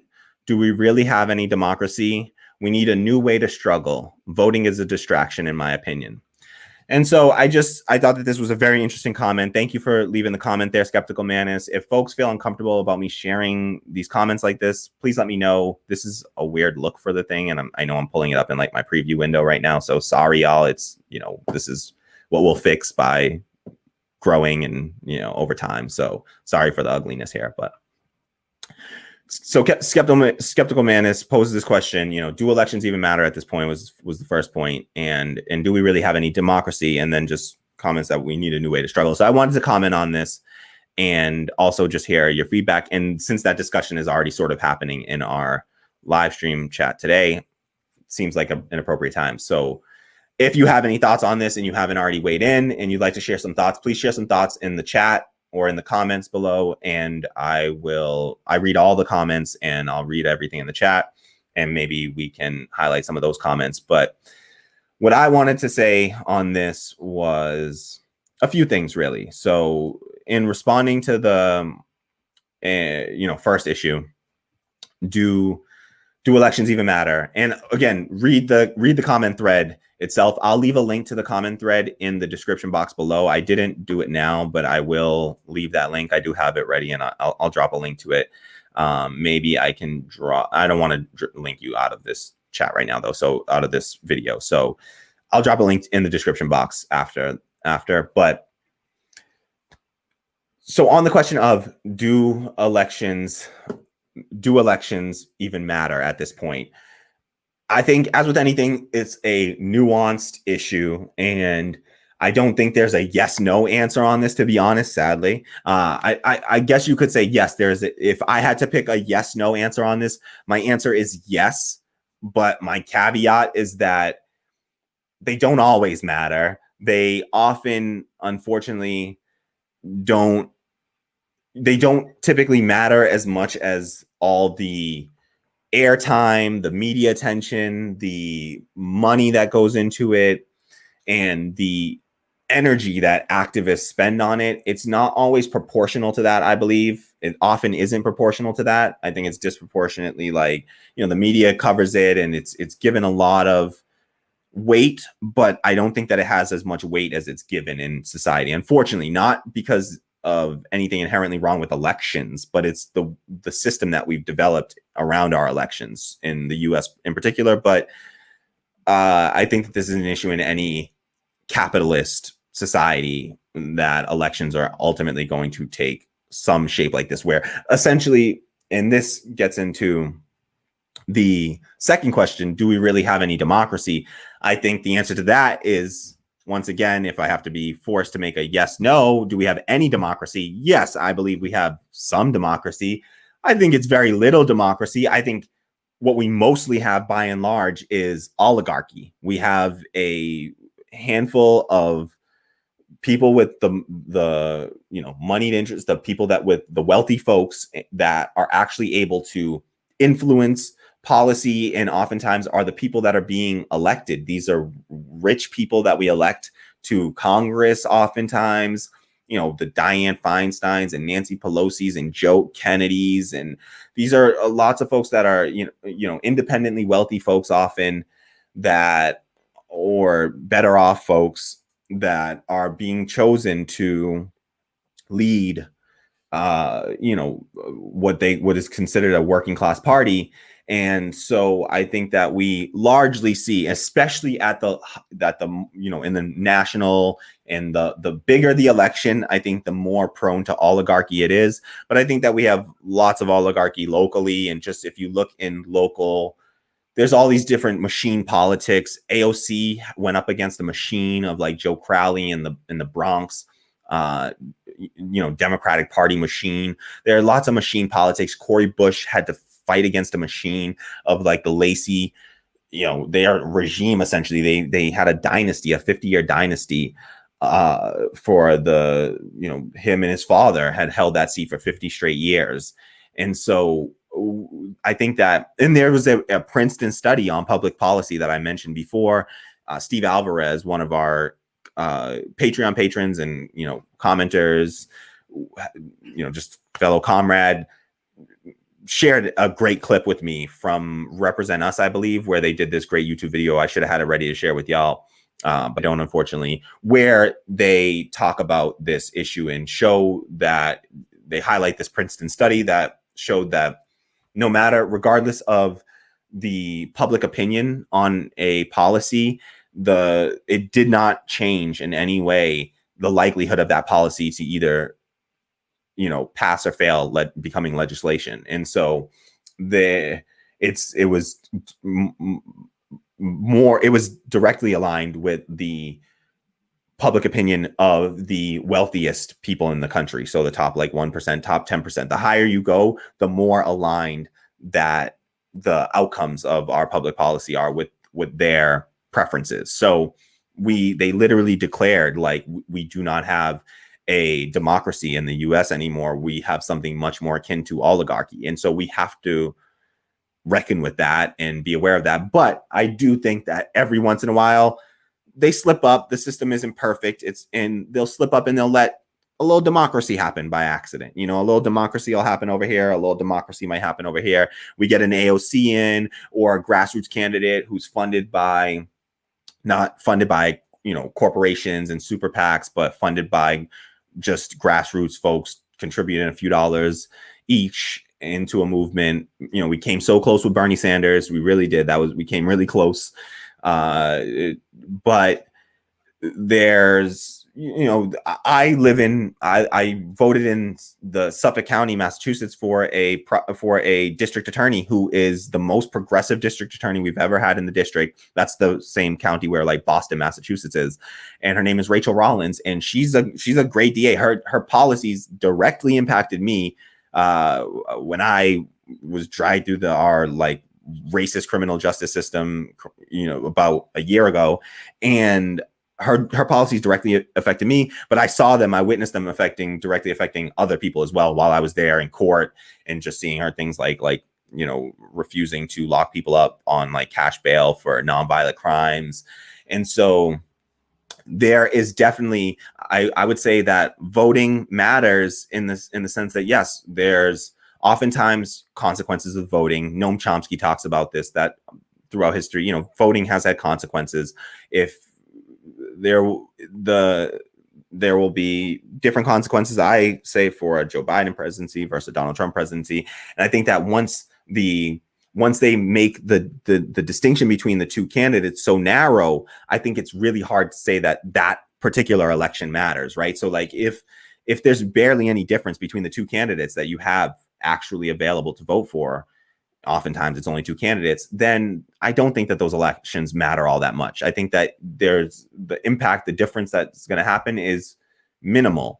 And for a lot of people, I think that the Biden over Trump pick is about a personal comfort, to be honest. That's just my perspective. So, argue with me if you think I'm wrong. Please leave your comments, your thoughts in the comments, or in the chat, and let me know how you feel about that. But I just think that it's about a personal comfort and wanting to go back to what Martin Luther King describes as a negative peace, which is just the absence of tension, versus necessarily achieving a positive peace, which is a presence of justice. I'm not saying those people are against it. I just think that they're thinking in this for this short-term harm reduction sort of mindset, and where I think that somebody like Roderick Douglas is correct in noting that what he believes is, not short-term harm reduction, but rather short-term harm deferment.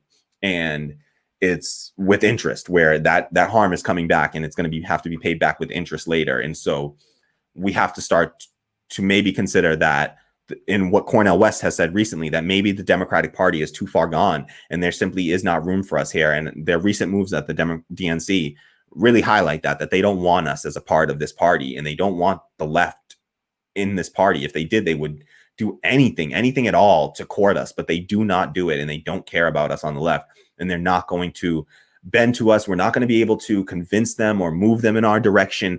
We have no power right now, and we're going to have less power versus these people when they're in the presidency and they hold the power of the executive, when they hold executive power. So the idea that you can let them get into office and then you're going to push them, I think that's pie in the sky kind of stuff. Just not effective. If we can't get them to move right now by at least being willing to withhold our vote. If we're not even willing to withhold our vote, that's it. There's a clip of what's his name? He goes on after Rachel Maddow, Lawrence O'Donnell on MSNBC. And there's this clip of him in the Ralph Nader documentary where he says, he's like, I worked for the Democratic Party. I was inside the Democratic Party. He was like, we did not give anything to the left, and we did not feel like we needed to give anything to the left, because what were they going to do? Vote for someone else? Who else were they going to vote for? We knew we had their vote. He was like, if you really want to build political power, you must be willing to withhold your vote. So unless you are willing to withhold your vote from these people, as soon as AOC gets on and she says, no matter who the Democratic nominee is, I'm going to vote blue no matter who. As soon as she does that, they no longer have to listen to AOC. And look what they did. She got 60 seconds in a pre-recorded, pre-approved, DNC pre-approved clip, because they don't care about the left, and they're not going to bend to our will in any way. If they won't bend now, they're not going to bend when they become the most powerful people in the country. That's just, I think you're wrong on that. And time will tell. Sorry if I'm too, aggressive on this point, but time will tell. And I want to be a place to unite the left. And I want this to be a space where the left can come together and we can have these debates out and not completely push each other away and say, F off, and I'm going to go over in my corner, you're going to go over in your corner. I really want us to have out these debates and realize and try to recognize the difficult situation that we're all being put in by these two capitalist parties who just don't care about working class people and aren't out to improve the lives of working class people in any substantive way.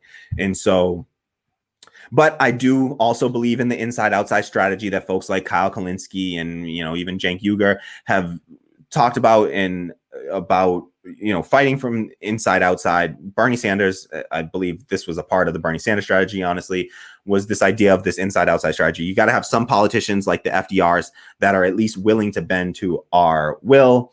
And I don't think Joe Biden's that. Sorry, I just don't believe it. I just do not. He's already said he has no empathy for young people. He's got no empathy for our generation. So to think that he's going to go in there and have any concern about our needs or our demands is just, and I just think it's pie in the sky. And I can get, and again, I understand if you're saying, well, that's not what I'm voting for Biden for. I'm voting for Biden because I just think his rhetoric is so abhorrent. Or you can try to argue with me that you think his policies are so much more abhorrent than Donald Trump's. But I really would like to go through the record of Joe Biden and show how I don't think that they're all, I think that Joe Biden has arguably done more damage to black and brown people than Donald Trump. I mean, maybe just on the fact that Joe Biden has had a lot longer to do damage, but look at the 1984, Crime Commission Act that was then later revised in 86 to add mandatory minimums that Joe Biden supported, the 1994 crime bill that Joe Biden supported, the Iraq war that Joe Biden supported. These are all, his tough on crime policies, him supporting the Hyde Amendment that, didn't allow for funding to go to any hospitals or any legislation to go, federal funding to go to hospitals that perform abortions, so you couldn't have any kind of like federal funding in your bill if it went there. So it is, he's just had a history of supporting destructive policies. And so I just think it's not, I don't find it. I don't see him suddenly changing who he is when he becomes the most powerful person in the country and suddenly becoming a progressive. So, on the sort of final point and just reiterating something that I said earlier, but on this point that Skeptical Mantis made, at the end of his comment, he said, "We need a new way to struggle. Voting is a distraction." So two things on that. First, the voting is a distraction. I don't think it's I think voting, the way that it's discussed in the media, yes, is absolutely made to be a distraction. We cannot spend all our time on the left on electoral politics. We can't spend all of our time fighting in that arena because there is a real chance that there is no room within electoral politics as it stands today for us to gain any real power on the left and to actually get any substantive changes made by investing so much time into it. I still think you should go out and vote, right? Like I showed you earlier, right? I got my ballot, right? I got my ballot, right? I'm going to be voting in this upcoming primary. This is just for the primary ballot for Massachusetts. I'm going to be voting in the primary election. I'm also going to be voting in the general election. Like I'm going to be voting. I plan to vote for the Green Party candidate, Howie Hawkins and Angela Walker, Black woman, progressives who actually believe in things like Medicare for all, Green New Deal, fighting for 15, legalizing cannabis.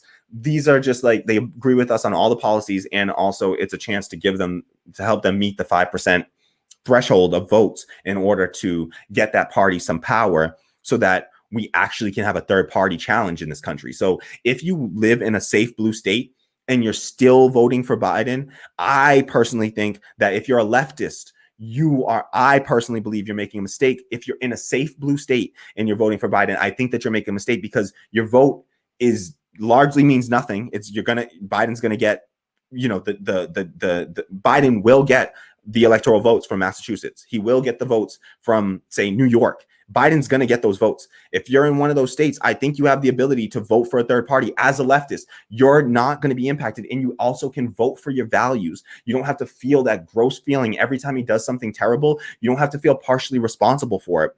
And you'll know that you may have given some power to a third party challenger. So to really build third party power in this country. So that's my case to be made for voting third party, is particularly if you're in a blue state or if you're in a red state. You know, if you're in a safe red state, if you're not in a swing state, you should vote for third party, in my opinion, because the election is going to be what it is, right? And your vote as a leftist isn't going to make that much of an impact. Honestly, we're not that big as much as we wish we were. Actual leftists, not, you know, social, like not like the centrist sort of like, you know, liberal, you know, social democrat, liberal, really liberals, not where they are. But if you're a real leftist, you're not, let's be real, you're not going to swing the election, sadly. So, and honestly, in my opinion, it's just not going to make that much of a difference if we go one way or the other. And maybe, just maybe, we don't empower Kamala Harris to then we don't get 12 years of neoliberalism, 4 years of Joe Biden, followed by 8 years of Kamala Harris, because whoever is the nominee for, if they're the vice president for the Democratic Party and the Democratic win, then that person is likely to be the Democratic nominee in 2024. So let's just be real. They're going to have an immense amount of power. And so we have to be wary of that and know we can either be facing, you know, down 4 years of neoliberalism when they fail to provide any real gains to working class people, and working class people will continue to suffer. People will continue to die without health insurance under the Affordable Care Act. You know, we have at least, you know, nearly 50,000 people dying without health insurance under the Affordable Care Act already.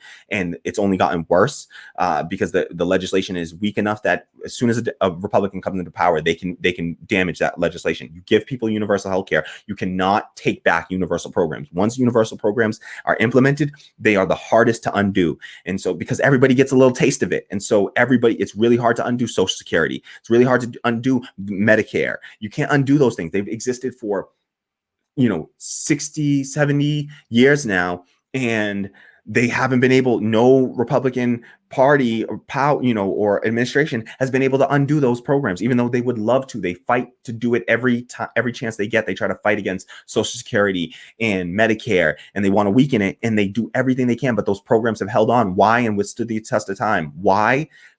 I believe because of their universality. And so all these means tested programs from like an Elizabeth Warren, I think that they're garbage. I think that they are just so they're great. Sure, they're better than what we have, but they will be weakened, and they will get us right back to the point that we already are. And so I can't support those things knowing that it's just a short-term, you know, harm deferment where it's going to come back to bite us later. And it's more time wasted where we could have actually fought and gotten spent the time fighting in these grassroots arenas. And my belief is like, fight for workplace democracy. That's the fight that we need to be having right now. Fight for it in every way you can. If it's unionizing, then unionize. That's the first step forward. But then it's really about building workplace democracy, fighting for one person, one vote for all workers, no more employer, employee, worker owned, worker self-directed enterprises where you come together and you vote together on what to do, how to do it, where to do that work, what tools to use for that work, and what you're going to do with the surplus of your labor, right? And so we build real democracy that way. We build power for a socialist movement that way. That's the new age 21st century socialism, democratic socialism, is building democracy in the workplace and then pushing that out into things like our housing and food industry and anything else, communication, transportation. We should have democracy in all of these. Democracy on any institution that manages what we consider to be a human right. You know, if health is a human right, if healthcare is a human right, if education is a human right, if housing is a human right, food security is a human right. If those things are human rights, then we should have some democratic say in the institutions that maintain those human rights for us. And so, you know, if having a job, if having a dignified job is a human right, which I believe it is, and given this society, I believe that everybody should have a right to earn a dignified, living, then we should have democracy in that institution. So democracy in our workplace. And that's the place where most adults spend the majority of their waking hours. And so if we want to have real democracy in this country, we need democracy where we spend the most of our time. And so those are my thoughts on it. That's sort of my rough thoughts. That's not my fully fleshed out thoughts. But to sum that up, I do think that elections matter to some extent, not as much as the media makes them out to, not as much as, the left is spending their time on them right now. I think we should all vote. I still think we should vote because your vote matters. It matters to get the better person elected. Noam Chomsky says it, there is a lesser of two evils sort of thing going on, but sometimes they're not really two evils. And let's not lose all nuance and make it sound like, everybody's the same. I'm voting for Ed Markey against Joe Kennedy. Joe Kennedy is really terrible and would be awful for this country. And he's all the terrible neoliberal, ideology wrapped up in this newer, younger, more politically powerful package. And that will be a really destructive force. And he will fight against, progressive and socialist change in the future. And so it matters to vote for an Ed Markey, even though Ed Markey's not great. He's just, he's as basic as what I think a Democrat should be. Like, he's a liberal, and it's like, at least he's liberal, but he supports the Green New Deal, and he's willing to, and he's always been on, excuse me, he's always been on the right side of the climate change issue, really.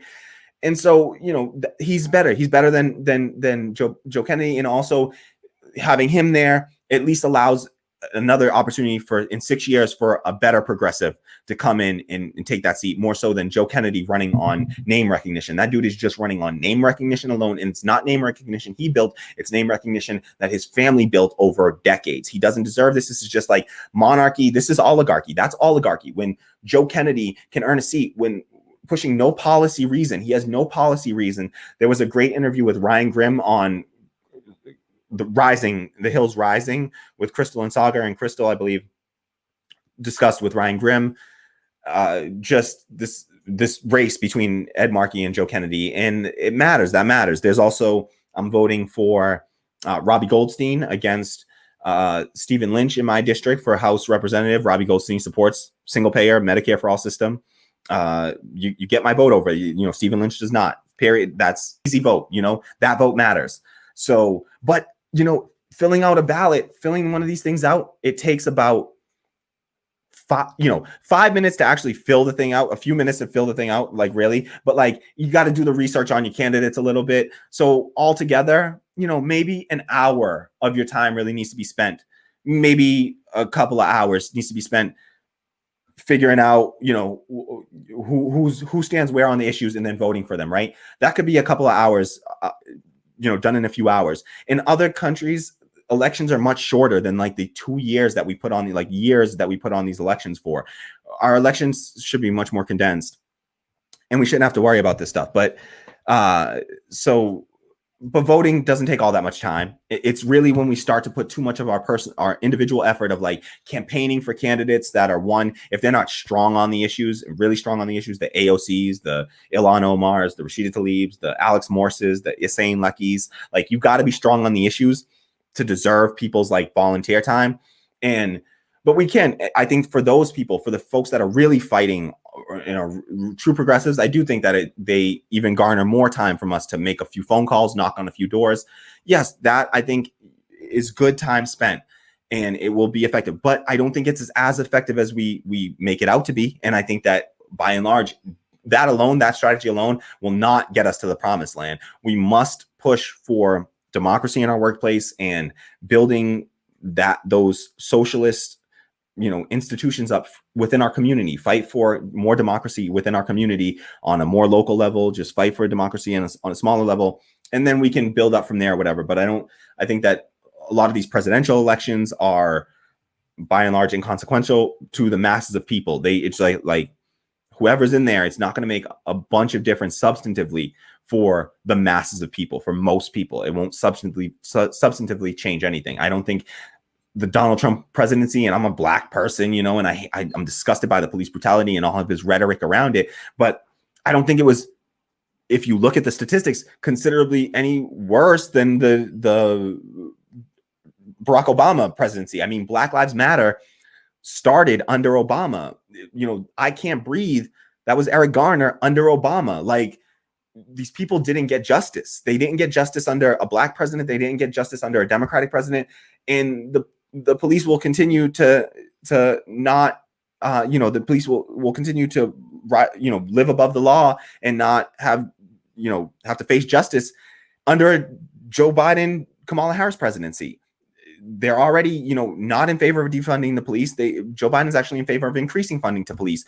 And Kamala Harris she's a cop. Kamala's a cop. She's a prosecutor, lifelong prosecutor. She, glowingly laughs about locking up the parents of truant kids and, left people on, has had lots of wrongful convictions and left a guy on death row and denied him the ability to have DNA evidence reviewed.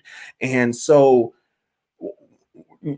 I just think that when in the case of presidential elections where especially particularly, or any other election where there's not all this much difference between two capitalist, parties that are going to be doing a lot of the same programs, I don't think that it has as much impact as we would want it to, and spending too much time on it, I do think is ineffective in a way. And we have to spend more of our time fighting for change by doing things like working on building unions. And some people are doing this too. And that's fine. If you're doing all of that, and I saw like Steve Alvarez commented and said like, he does all of that. That's amazing. One, like, we shout out to Steve Alvarez for doing what he does and for like fighting on these issues, but then also fighting for unionization in the workplace and fighting in the community and on local issues. And so you can do both, right? We can do both. And if you have the capacity, if you don't have all that capacity, I say start with the local, start with the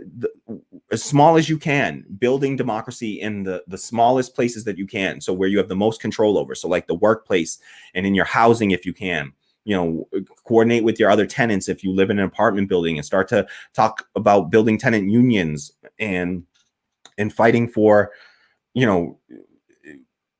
tenant rights that way, fight against the rent hikes and the unnecessary rent increases and things like that together. And I think that building solidarity in the community and fighting for more democracy in the workplace and other smaller institutions, I think that is going to be a lot more effective. And let me just say, shameless plug here, I really honestly, I genuinely believe that what we're doing here in this channel is a part of that.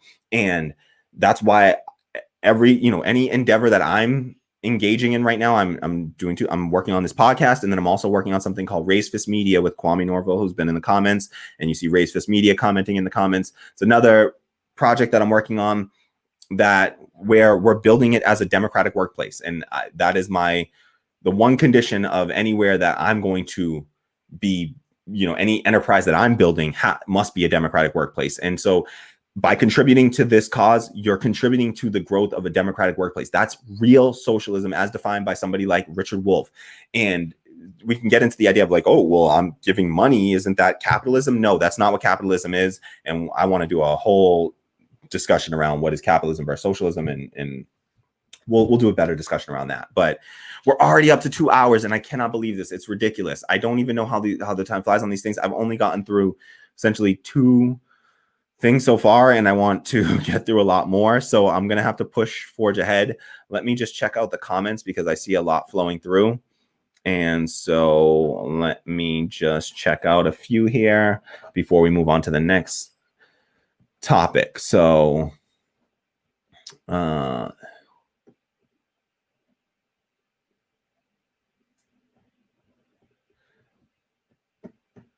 lots of comments. Well, thank you so much to everyone commenting. This is a lively chat today, and I'm loving this. I'm trying to do these streams at different times to gauge what the engagement is like between doing them earlier, doing them later. And I gotta say, I tend to notice a lot more engagement early on. Maybe people just have more energy at that point, honestly.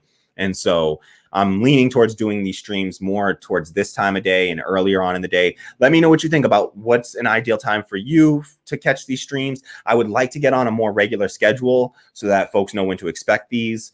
It can be a little hard, and I'm building all this stuff on the fly. Any feedback you have or suggestions, please let me know. I read everything, even if you don't see me respond to everything. I'm really slow on responding. I apologize to everyone that I still have to respond to. It's one thing I struggle with, and I'm going to continue to struggle with it, but I will work on it and continue to work on it and try to be more as responsive as I can be. Just know that I do read all the comments and really deeply appreciate them, and all the suggestions and feedback you give. I read every bit of it. I consider it, thoughtfully and deeply. And so just thank you, and I appreciate it, and keep it coming. And I all of that is helping to influence how this channel develops. And so keep it coming. To everyone that's reached out to me, Twitter, email, in the comments, anywhere, I appreciate it, and please keep it coming. So, all right. Race Fist Media says, love kicking it with y'all. Got to do some packing, hopefully done quick so I can jump on the stream with y'all again soon. Awesome. Shout out to Kwame over there doing a little moving today. Good luck. If you need some help, Kwame, I can definitely lend a hand at some point. I can't. So let me know. We'll link up. All right. So just calling back in, no name /X's comment on this issue.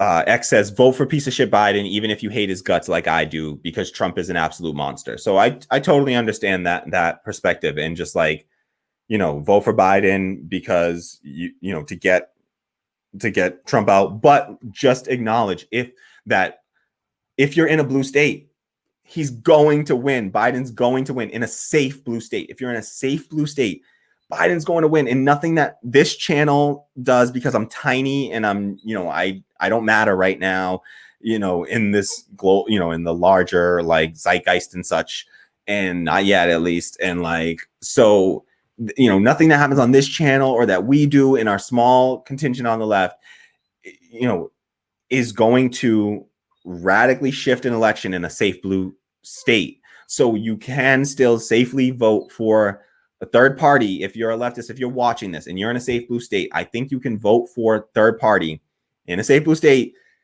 and help to build a power that actually is more likely to bring about the change that you actually care about. Because I know that if you're watching this, you're a leftist, you're a somewhere between social democrat and a socialist or communist or anarchist. Honestly, I hope anarchists are watching this. Shout out to the anarchist fam.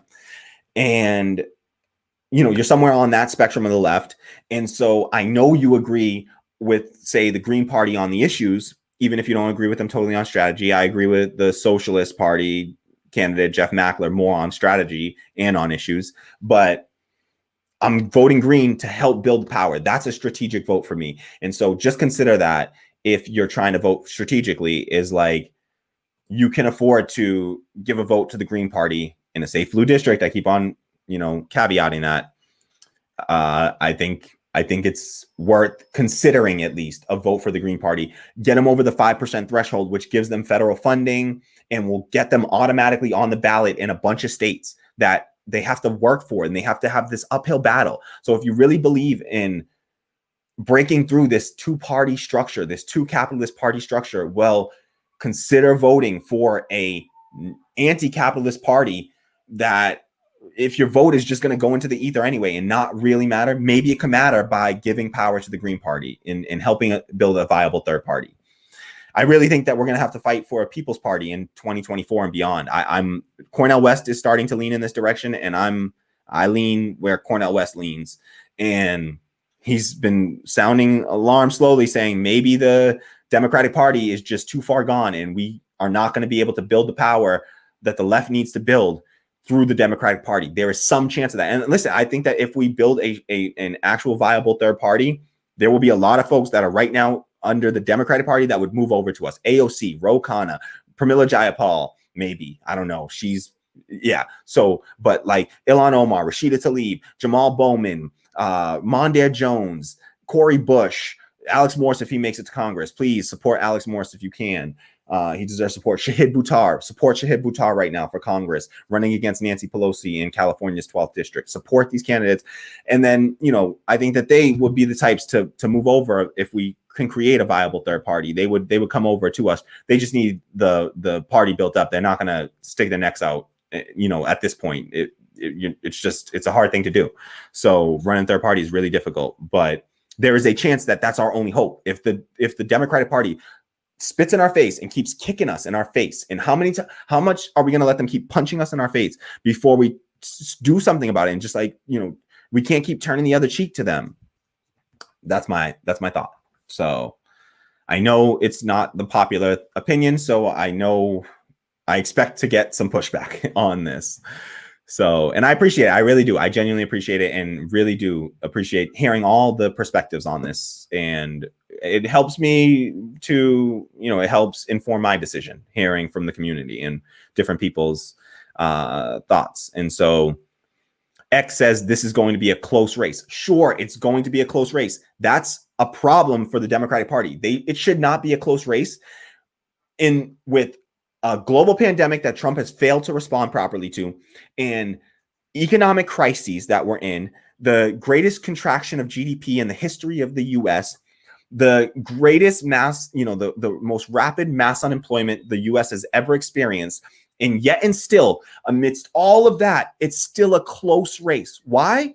Because the Democratic Party decided to put forth just somebody so uninspiring, and two candidates so uninspiring, with Joe Biden and Kamala Harris, that are, just again, a slap in the face to the progressive base, that are the people that are willing to go out there and fight and do the real work that needs to be done to get candidates elected. Those people that, donated, $5-10 a time to the Bernie Sanders campaign, $27 average to the Bernie Sanders campaign. Those people right there, they are being, the Democratic Party has just continually turned around and slapped them in the face. And so, yes, it's going to be a close race. I think that that's a shame and a travesty, and just real, shame on the part of the Democratic Party that this is going to be a close race. But I think that it will be close in battleground states. I don't think we're looking at a real landslide situation here, because Trump has done so horrendous. And I don't think Trump's going to landslide, Biden, or win some blue states that he's never won before. I think that he's going to win the set of states that he won last time. If he does win, it's going to be in winning Ohio and Pennsylvania and North Carolina, Florida, these battleground states. And that's where the real fight's going to happen. So if you're not in one of those states, you do have another option here. And just, look at the votes at the end of the thing, right? And look at the votes at the end when they all get tallied up. And if the votes don't happen to be one vote off in your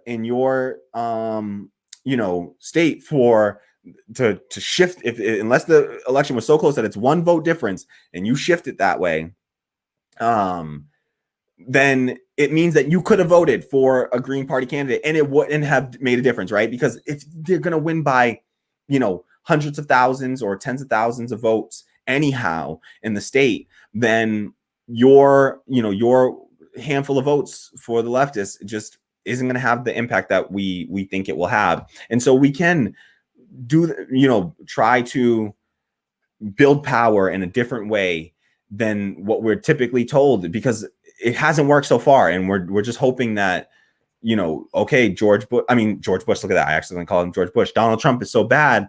But what if the reaction to Kamala Harris, Joe Biden, is worse than Trump? And what if they get elected in 2024? And what if they're just far worse than Trump and they actually are effective? That's what I'm afraid of. And I think it sucks that it's that close. I think I'm angry at the Democratic Party for making it that close of a call. I don't think that anyone can definitively say one way or another that they know for sure that the next 20 years are going to be better or worse because of 4 more years of Trump versus 4 years of Biden Harris, and whatever follows from that, because something is going to change history. Whether Biden wins or Trump wins, history is going to veer in one, branch into one course or the other. And I think it's really hard call to say it's one or the other is going to be better. Bernie versus Trump, I could tell you without a doubt, 100%, hands down, I know exactly which one would have been better. No question about it to me. No question about it. Because I think it was both short-term harm reduction and long-term harm reduction. I just don't think that Joe Biden is long-term harm reduction. and it might just be harm deferment with interest, and we might get it, something, the backlash could be worse.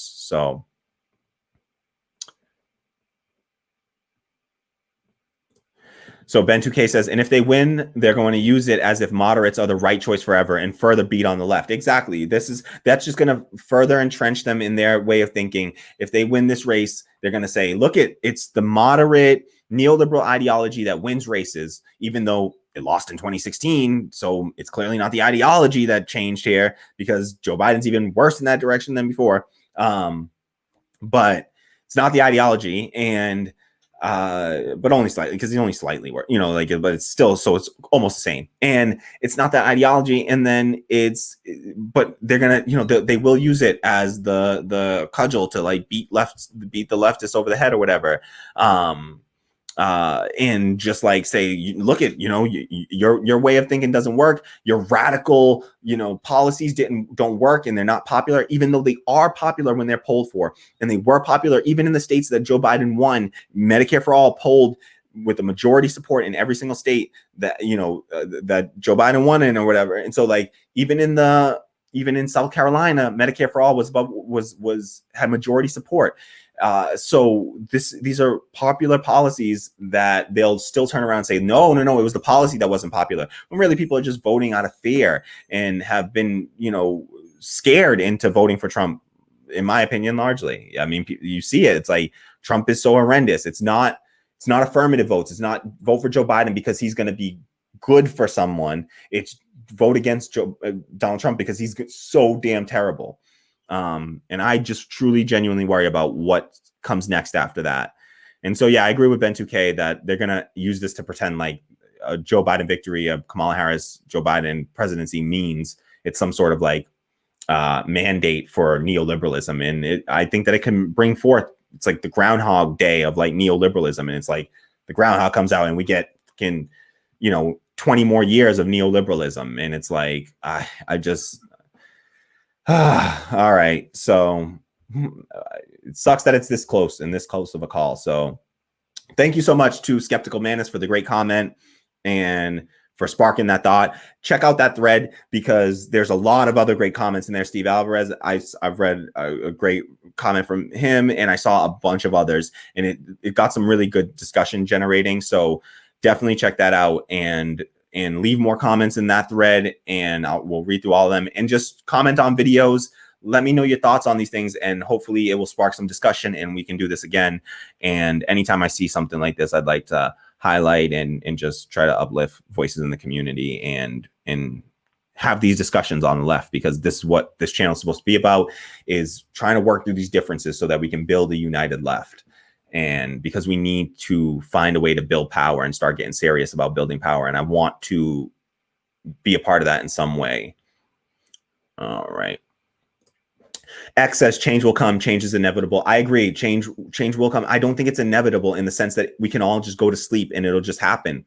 I think it's inevitable in the sense that as long as things continue forward and people keep on actually fighting and resisting capitalism in real substantive ways, yes, I think that change is inevitable. I've been reading through the Communist Manifesto recently, I mentioned that earlier, and that makes the argument that the change is inevitable, that capitalism will eventually collapse in on itself, which I believe we are in the midst of right now. I think that we're witnessing the collapse of capitalism, and we're just in the midst of it, and it's really hard to see it. It's hard to know that it's happening, and I'm hopeful that it is. Although, a Biden-Harris presidency, it reinforces capitalism in a way that I'm not comfortable with and I'm not happy with. But, their belief was that capitalism will self-destruct, essentially, and that if you just leave it up to its own devices for long enough, and it is bound to destruct. And so I do believe that will happen. It's just a matter of when does it happen. I'd like it to happen in my lifetime, because I don't want to sit here and witness the suffering and the unnecessary dying of 47,000 just Americans with no health insurance, plus the 500,000 that go bankrupt every year. And just think about the indirect debts that causes. When you go bankrupt, the mental health strain, pushes more people towards things like suicide. People often are pushed towards suicide for financial reasons. And so, and just the stress of it is going to weigh on your mental health. It's going to create a less healthy society. And so I I want these things to change now or soon. And I don't want to have to wait another 50 or 70 years to see it happen. And so it's a matter of what can we do to push to make change happen faster, to make change happen sooner. And, you know, as silly as it sounds, you know, helping to build this channel, I think is going to be one small part of that, one tiny part of that. But I think that it'll be a part that does move in some small, tiny way. Again, I'll just say pushes in the direction that will be, the, you know, towards the right side of history. And so that's, you know, and that's through building a democratic workplace and building this as a democratic, you know, channel and media, you know, independent media outlet. And so we need more independent media. We need more Black independent media. We need more democratic independent media. And so you can support all of that by supporting the channel. It's patreon.com/radicaldemocracy. Please head over to Patreon right now and just sign up for me. Pledge a few dollars a month right now if you can afford it. And just, you can pledge at $1 a month if you want. You can pledge $1 a month. I need to go change the tiers, but you can pledge whatever you want. I'll change it so that everything's free, everything's open, no matter what you pledge. You can pledge $1 a month. Anything $3 or less a month, they take out a higher percentage of it, believe it or not. And so contributing $4 a month or more, a little bit more goes to the actual channel instead of going to Patreon. I will eventually look into setting up my own website. And I mean, I'm a web developer. I can build my own website, and I'll eventually look into building my own website and taking the donations directly through there so that we cut out one more middleman and, you know, just another capitalist enterprise. And if people are comfortable with that, we'll eventually get to that point. But so that there's, you know, because they take out a good chunk. I think I have like about $50 pledge right now, but like they take like at least 13 of it a month. Like it's like, yeah. So I don't know. So please, if you can afford it, head over to patreon.com/radicaldemocracy and just drop a few dollars a month to support the channel, help us to continue to exist and to grow. Hopefully, I'll put up the link here.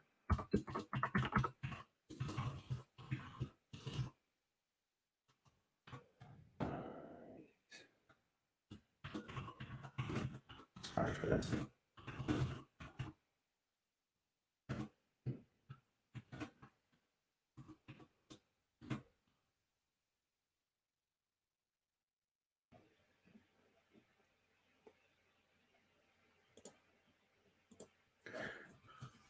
All right.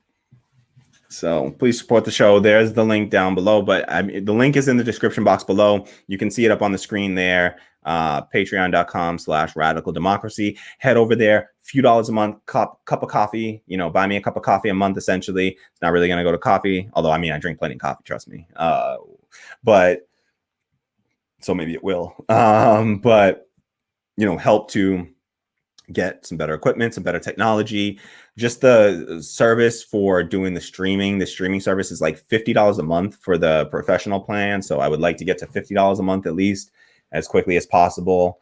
So that allows me to do things like I'm trying this stream out in 1080p right now. Let me know if anybody's able to actually see the stream in 1080p and what it looks like. Does the stream look a little better? Is the quality? I'm looking at it, and honestly, I got it up on like my TV, and I think it's actually, I think I can tell that it's higher definition there. So hopefully that's working. And this is just a trial run. I get like 7-day trial on this software that I'm using, StreamYard, and then I'd have to start paying like, you know, double the price that I'm paying right now a month. So if you can, please support the channel, patreon.com/radicaldemocracy. I hate asking for money from folks that I know we're all struggling right now, but without it can't keep going. So eventually I'll have to start working and it'll tear into this, you know, the time that I can spend on it. So do me that favor. Appreciate your support. Love you all. Thank you so much. And let's get into the next story. If folks are still up for it, let's see. You know, as long as we've still got some folks in here and folks are still watching. So you know what? Let's keep it going. I'll try to keep the stream to 3 hours today. And then because I'm hoping to do another stream later tonight to test, you know, early stream versus late stream.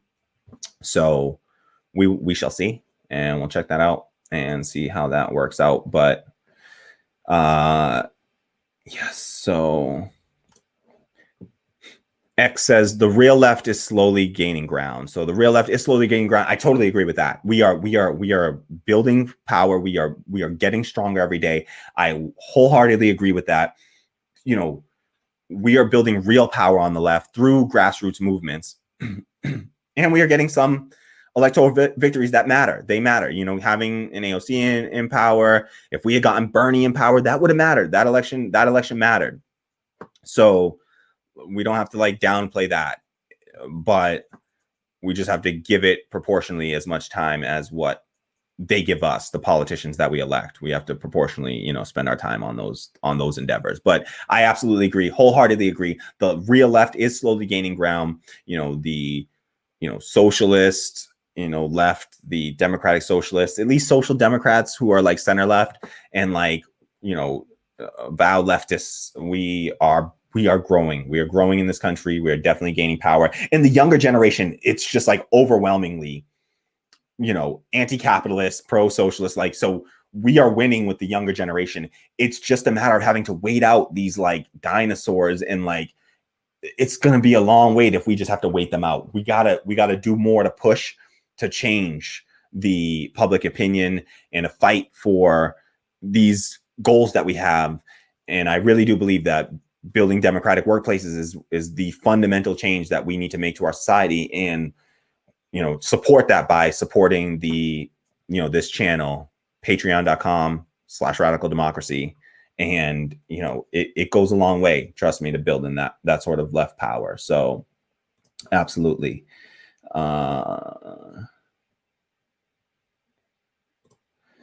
Ben 2K responding to that says, true, and this time we speak each other's languages, so harder to suppress us. Absolutely.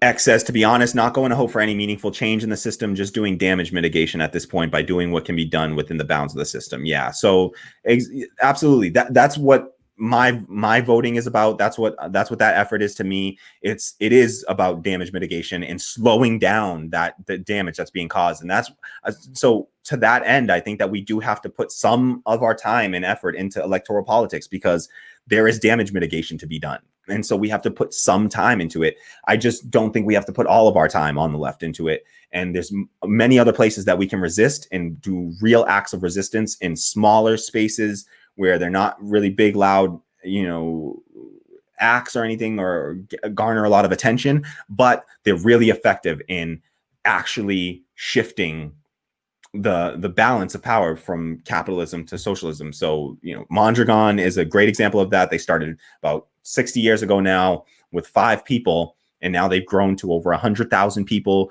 worker cooperative, 4th largest company in all of Spain.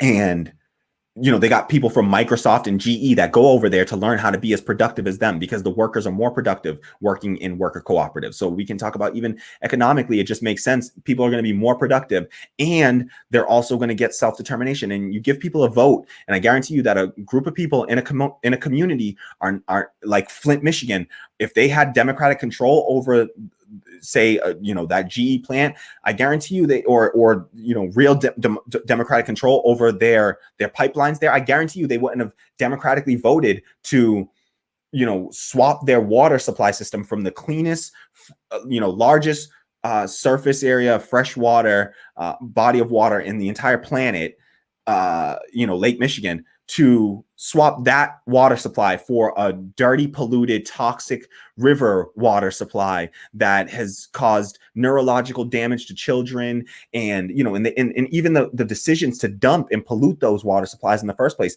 those are made by companies that have no reason. Those CEOs and those executives and the people making decisions in capitalist companies, they often don't have to live in the communities where they're making these decisions about, right? Where the decisions that they make actually affect people. They can decide to dump, toxic waste into the river in near Flint, Michigan, because they don't have to drink that water. They have their nice gated communities, and they're not even living in that state, most of them. And so you got companies like Nestle paying like $200 a year. This isn't even a joke. Nestle pays $200 a year to extract water from Lake Michigan. And they generate billions of dollars from that, and none of that money is going to the people of Flint, Michigan, or the people that live in those communities where they're actually affected by that. That money's going to some, handful of executives, and that should piss everybody off, while a bunch of people are suffering and have been used as political pawns by both Democrats and Republicans. Obama went there and he drank his little cup of water and did that BS, and look at those people in Flint, Michigan are still fucking suffering. They're still sick. Those kids still have neurological damage, and they still got dirty damn water running through their fucking pipes. And under Democrat or Republican, under Obama or Trump, we get the same bullshit, right? And so we gotta acknowledge that shit and recognize that that's not real democracy happening right there. And those people don't have real democracy because they never had democracy in the economic system. And so it was really easy for the people, those capitalists, to take the money that they gained from exploiting their workers and use that same fucking money to turn around and then use that money to then oppress those same goddamn workers through public policy. So we got to stop. We got to fight that system in a substantive way. And we're not going to get it by doing little, who you voted for, voting for that governor didn't mean a goddamn thing. I forget his name off the top of my head right now, but he's like a fucking, he's like given lecturer status at like Harvard school too. This dude, whoever he is, I forget his Dan. Oh, what the fuck is his name? Whatever his name is. Somebody drop a comment below with that scumbag's name.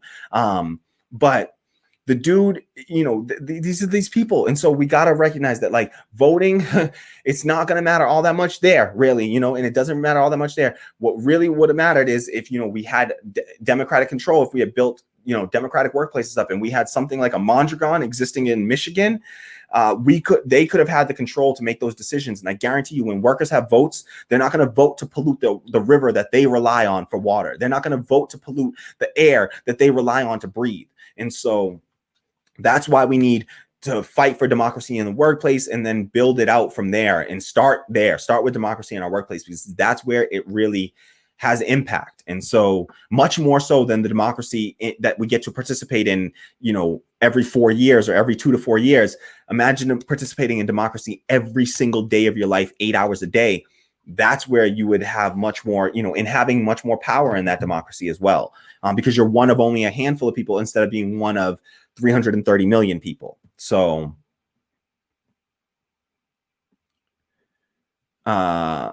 Mark McKeever, thanks for this comment. Says Mark McKeever says, it was your RIP Michael Brooks video that brought me to your channel. Your passion is what keeps me around. Thank you so much. I mean, it's hard not to be passionate. I know a lot of folks in the community here. I'm honestly, I just channel your, views through myself as well, because I know folks are feeling this. I know people are feeling this way.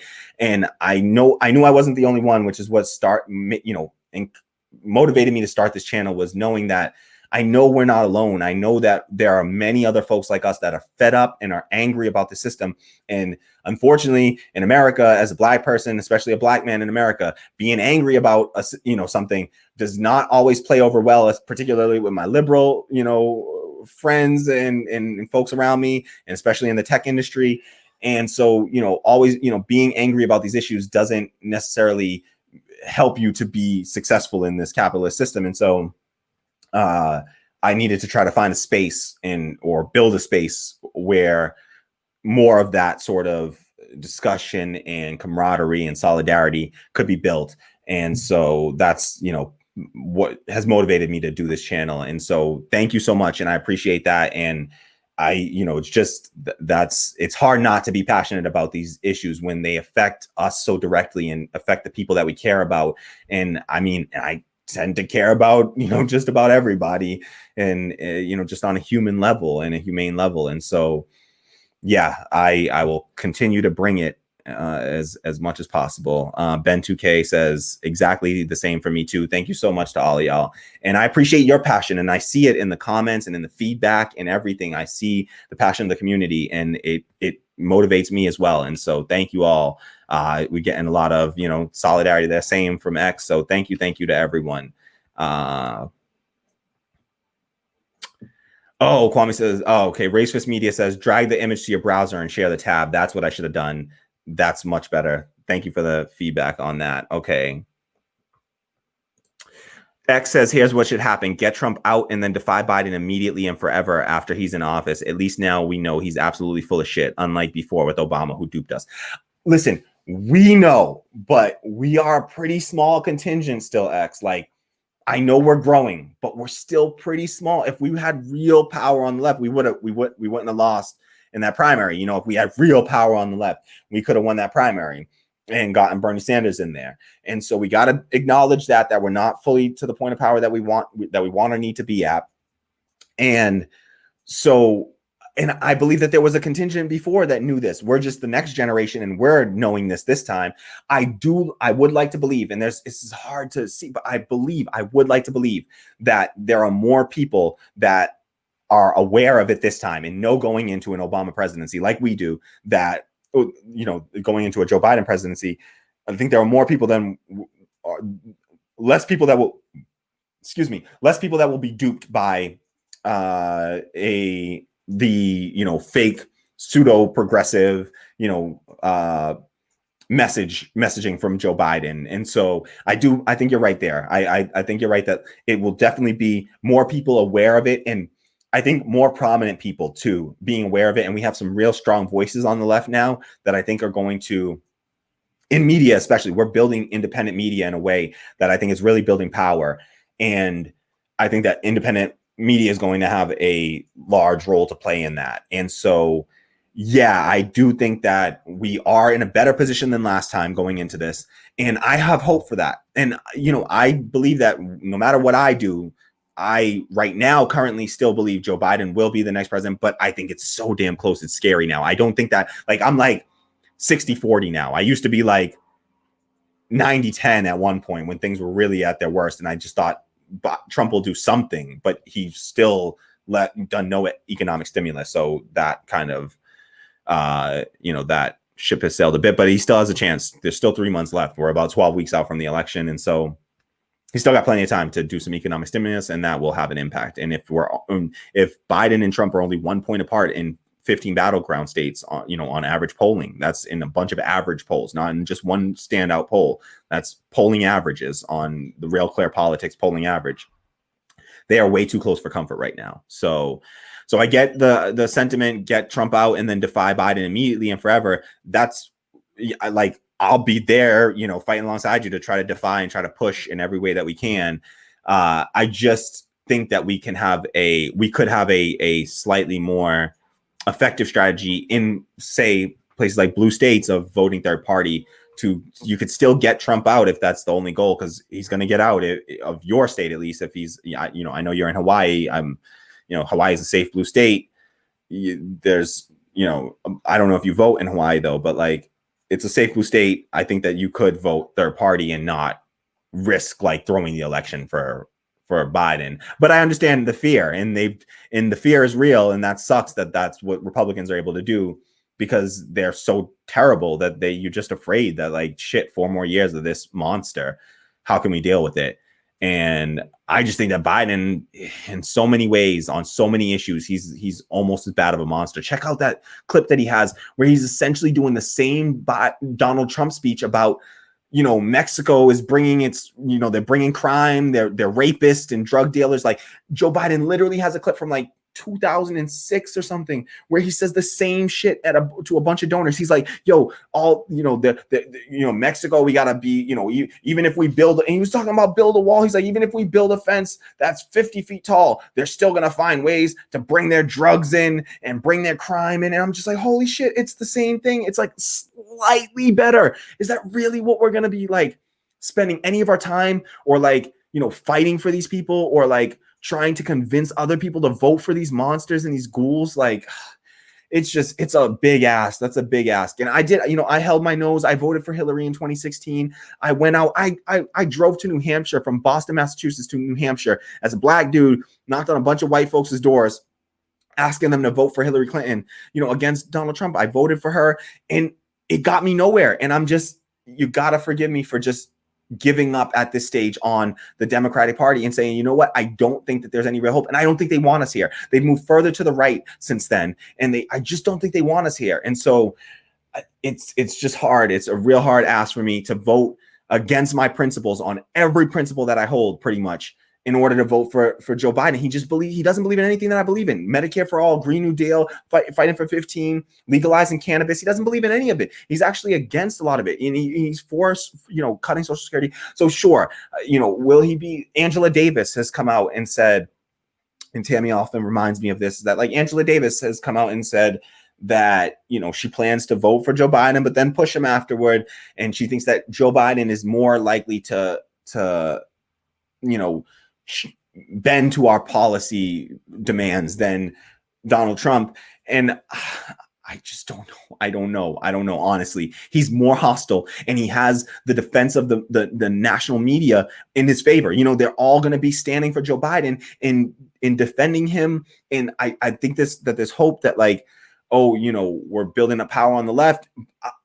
Is it not going to be? My worry is that it will be outweighed by all the people that are going to be over there in the centrist wing, the moderate liberal wing, that are going to be running cover for Joe Biden and gaslighting us and telling us, no, shut up. You can't criticize Joe Biden ever for the rest of this presidency, because then we'll get something worse than Trump is going to be their next threat. That's what they're going to threaten us with next. They're going to say, no, you leftists, don't you dare challenge Biden. You can't criticize Biden, because if you criticize him, the Republicans are going to use it against him in the next campaign. So you can't say anything critical of Joe Biden for the next 4 years. He can bomb whoever the hell he wants to bomb. He can deny health coverage to whoever he wants to deny. He can let the climate crisis spiral out of control. All that's going to still be possible. And they're going to say, but you can't criticize him. You can't criticize him in media like my channel is going to be pushed to the fringes. I'm going to be pushed to the fringe because I'm not going to agree with Joe Biden on all his BS and Kamala Harris on all the BS. And I'm going to be resisting real resistance from the left on all those issues and calling them out when they're wrong. And they will be wrong over and over and over again. There will be plenty of material to call them out on, and I will hold them to account. Trust me. But I really do worry that I know these people. I've seen people on my timeline that are like, there's so many of them that, like they said with Hillary, if Hillary had won the election, we'd all be at brunch now, right? Like there are going to be so many of people that I know that are going to be off to brunch while Biden is bombing, Afghanistan and Somalia and parts of Africa and, deporting, nonviolent criminals and locking people up in cages and being tough on crime and further militarizing the police, doing not a damn thing, but, giving us lip service and really bad lip service. Cause the dude's like not even all the way together and stuff. Like the dude is like, I don't even, so it's not even gonna be great lip service, because he's just gonna pay us lip service and do nothing to actually placate the left. And so let's see. I think the big problem in the US, Ben 2K says, I think the big problem in the US is that you just got those two viable parties that sucks the energy out of every movement, left or right, real quick. Yeah, this is the problem with the two party system. It's just that's why in Massachusetts, we have ranked choice voting on the ballot in November. Vote yes on question 2. If you're in Massachusetts, please vote yes on question 2 to enable ranked choice voting. I think that that's a great measure to increase democracy, and we should be fighting for a national ranked choice voting. In fact, I think that Andrew Yang has been supporting causes for the ranked choice voting. He's also doing a lot of things around like NGOs for like UBI and universal basic income, but he's also like fighting in for the cause of like ranked choice voting, which I think is an honorable thing to do in a solid measure and something that we should be fighting for. So it's on the ballot in Massachusetts. I adamantly support ranked choice voting. It's a way you can still vote for the candidate that you value and still vote for damage mitigation. And so those are the kinds of movements we really got to put more of our time and energy behind, and put funding behind that before we put funding behind necessarily all these electoral candidates. Fund those movements, fund those organizations, and find those organizations that are supporting and fighting for on local issues like that. If you can, there's a ranked choice voting organization here in Massachusetts. They fight like hell, and they're really scrappy, and they've gotten their legislation to be posed, to the public. And so, and when you give people direct democracy like that to actually vote on these ballot initiatives, they often vote in the progressive direction. Often, not always, because there's other votes that we've had on our ballot initiatives that haven't passed that should have, like safe patient limits in Massachusetts for nurses, but that didn't pass. They just properly propagandized against it, and so they're really effective in their propaganda against it. So yeah, I totally agree. I wish we had a parliamentary system and not this like two-party duopoly garbage that we have. So totally agree, Ben 2K. It really sucks the energy out of movement building, because you're told constantly that you got to pick one, even if neither of the two align with anything you believe in, and they're completely antithetical to what you believe in. You're told you must pick one, and if you don't pick one, you're picking the other. You're helping the other, and they keep on. They beat that over they beat you over the head with that over and over and over again till you're made to believe. Listen, if I don't vote for Biden, I'm voting for Trump. They say that all the time, and so people are made to believe that. And so I don't begrudge anyone who votes defensively like that.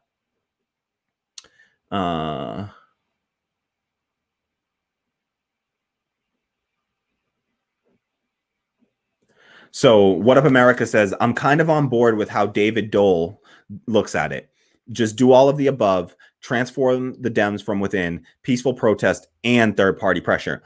Listen, if all of those things could work together, sure, I would say I totally support that. I just don't know if doing all of that is consistent with third-party pressure. You can't get third-party pressure if you're always voting in the Democratic Party. In order to build third-party power, we must vote for third parties, right? And so at some point we're going to have to step outside of the Democratic Party and vote third party in order to just get somebody the 5% threshold. We've not even been able to get somebody to the 5% threshold. Just 5% of the vote is all they need to build power, and we can't even get that yet for the Green Party. So is it possible? Is it possible to both work from within, transforming the Dems from within? That Cornel West has recently said that might be impossible. That dream of transforming the Dems from within, and trust me, I held that dream. I'm a member of Justice Democrats. I was totally on board with the board the ship and overthrow it from within. Right? I really believed in that, and I wholeheartedly believed in it about 2 or 3 years ago, and I threw a ton of my support behind Justice Democrats. But in the time since, I've seen a lot of placating to Democratic power and Democratic Party power from folks like AOC, Mama Bear Nancy Pelosi, and things like that. That for all the great, amazing things that AOC has done, and she has done so much, more than I probably will ever do to move the left movement forward. There's still some semblance of like, I still don't know. It hasn't proven that that's going to actually change things. We haven't had progressive legislation passed yet, right? Even with all the electoral shifts that we've had, there's still been no real policy difference because it's all happened under opposition party. And we're going to see how the Democratic Party responds when they're not the opposition party anymore and they're actually made to have the power and the mandate to legislate. Then we're going to see what they give. And my prediction is that we're going to get the same thing that we got under Obama, which is a bunch of, compromise with the right until we get nothing, no real concessions for the left. And so they'll constantly compromise on the right, but not to the left. And so I love the idea. I respect the hell out of David Dole, Rational National, great podcast. Somebody that I'm personally influenced by, and I've been personally influenced to create the show because of folks like him, watching folks like David Dole. And so I definitely respect his opinion on this.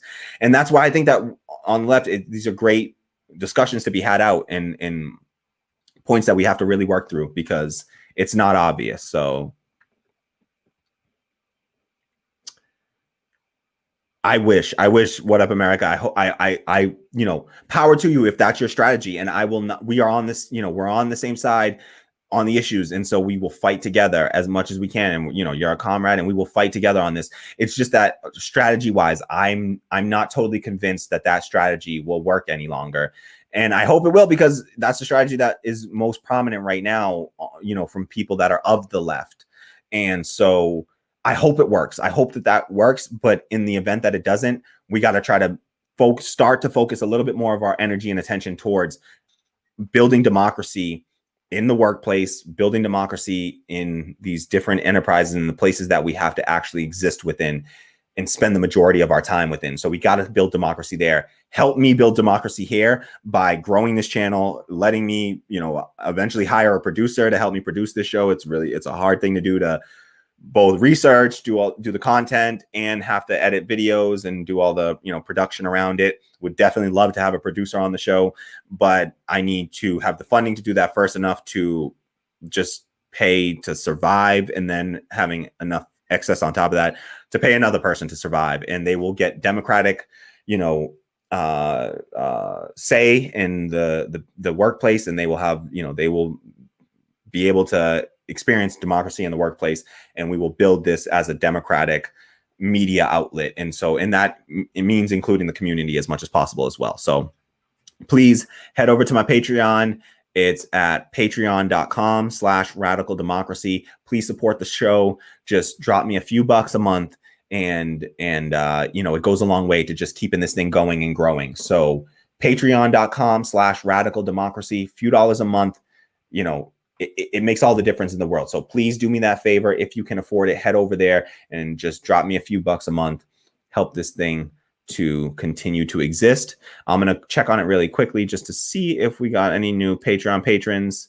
Our newest Patreon patron is Mark McKeever. Shout out to Mark McKeever for signing up. Really appreciate that. Really, really appreciate that. So, all right, no new Patreon patrons. Let's just see our subscriber count here. 103 subscribers. Nice. We got 3 more subscribers. Thank you so much to all our new subscribers. If you haven't already and you're listening to this, if you haven't subscribed already and you're listening to this, please stop whatever you're doing right now and just hit that subscribe button. It takes you 2 seconds. If you're watching on your phone, just close out the live chat, hit the subscribe button, and then you can open the chat right back up and get back to interacting with us here. So yes, thank you to our new subscribers. Appreciate y'all. So, all right, let me take a look and just kind of gauge, what do folks think? Are folks down to keep going? Are you all down to do another story, or are you kind of wearing thin on me and want to take a break here? I have a bunch more stories I want to get to. I have like at least 10 more stories I want to get to and discuss, but I get a little sidetracked still in the comments, because I really love the engagement in the comments, and there's a lot of engagement in the chat here today, and I enjoy it. So just some more comments. Mark McKeever says, there's the argument that if our vote doesn't matter, then why do politicians/PACs work so hard to disenfranchise the masses?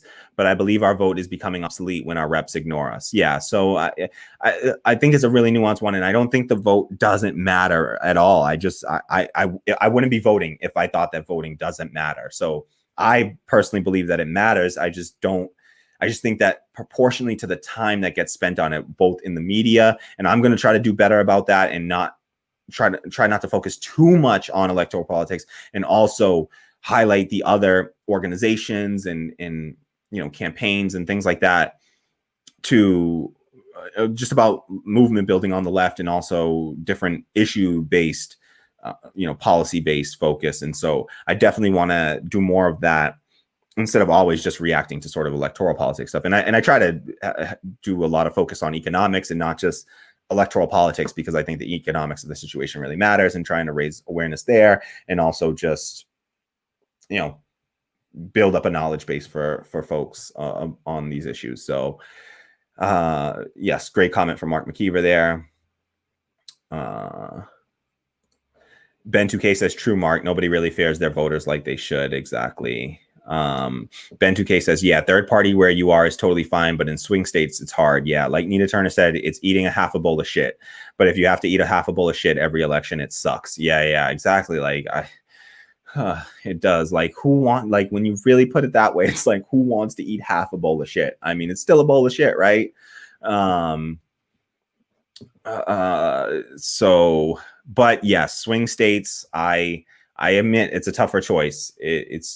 I personally, yes, I probably would have voted third party even in a swing state. And so I know it's a tough call, but I've been through multiple elections, like I said, and I've voted for Obama twice. I voted for Hillary, and just forgive me if I fail like that. vote has not made any real impactful change to the masses of people that I actually want to impact. So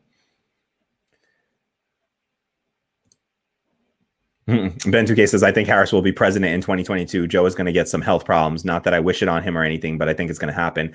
Not totally out of the question. I mean, he already has health problems. He's already in clear cognitive decline as far as I'm concerned. And so, yeah, I agree. That something could happen. I don't know if it will for sure.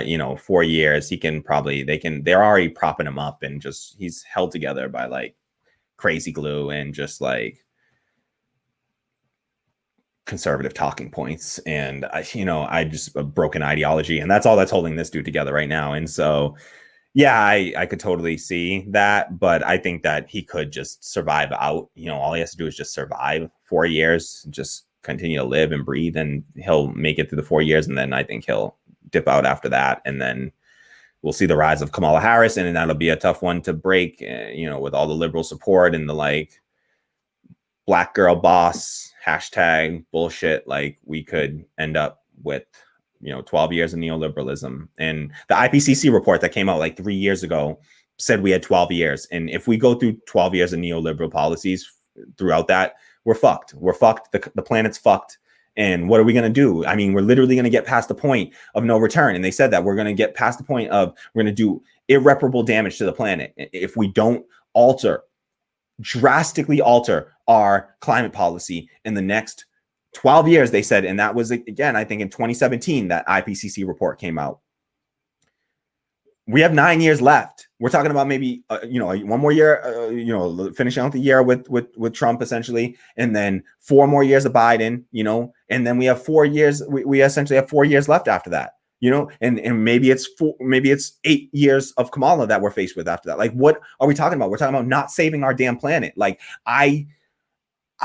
we have to have a sense of urgency around this stuff and recognize that, like, push Joe Biden all we want, but like, what if we, by voting, we empower Kamala Harris? Like, we cannot ignore that the potential for that. And I really, really want to make that point without completely alienating everybody on the left, but we got to have some conversation around the possibility of that happening.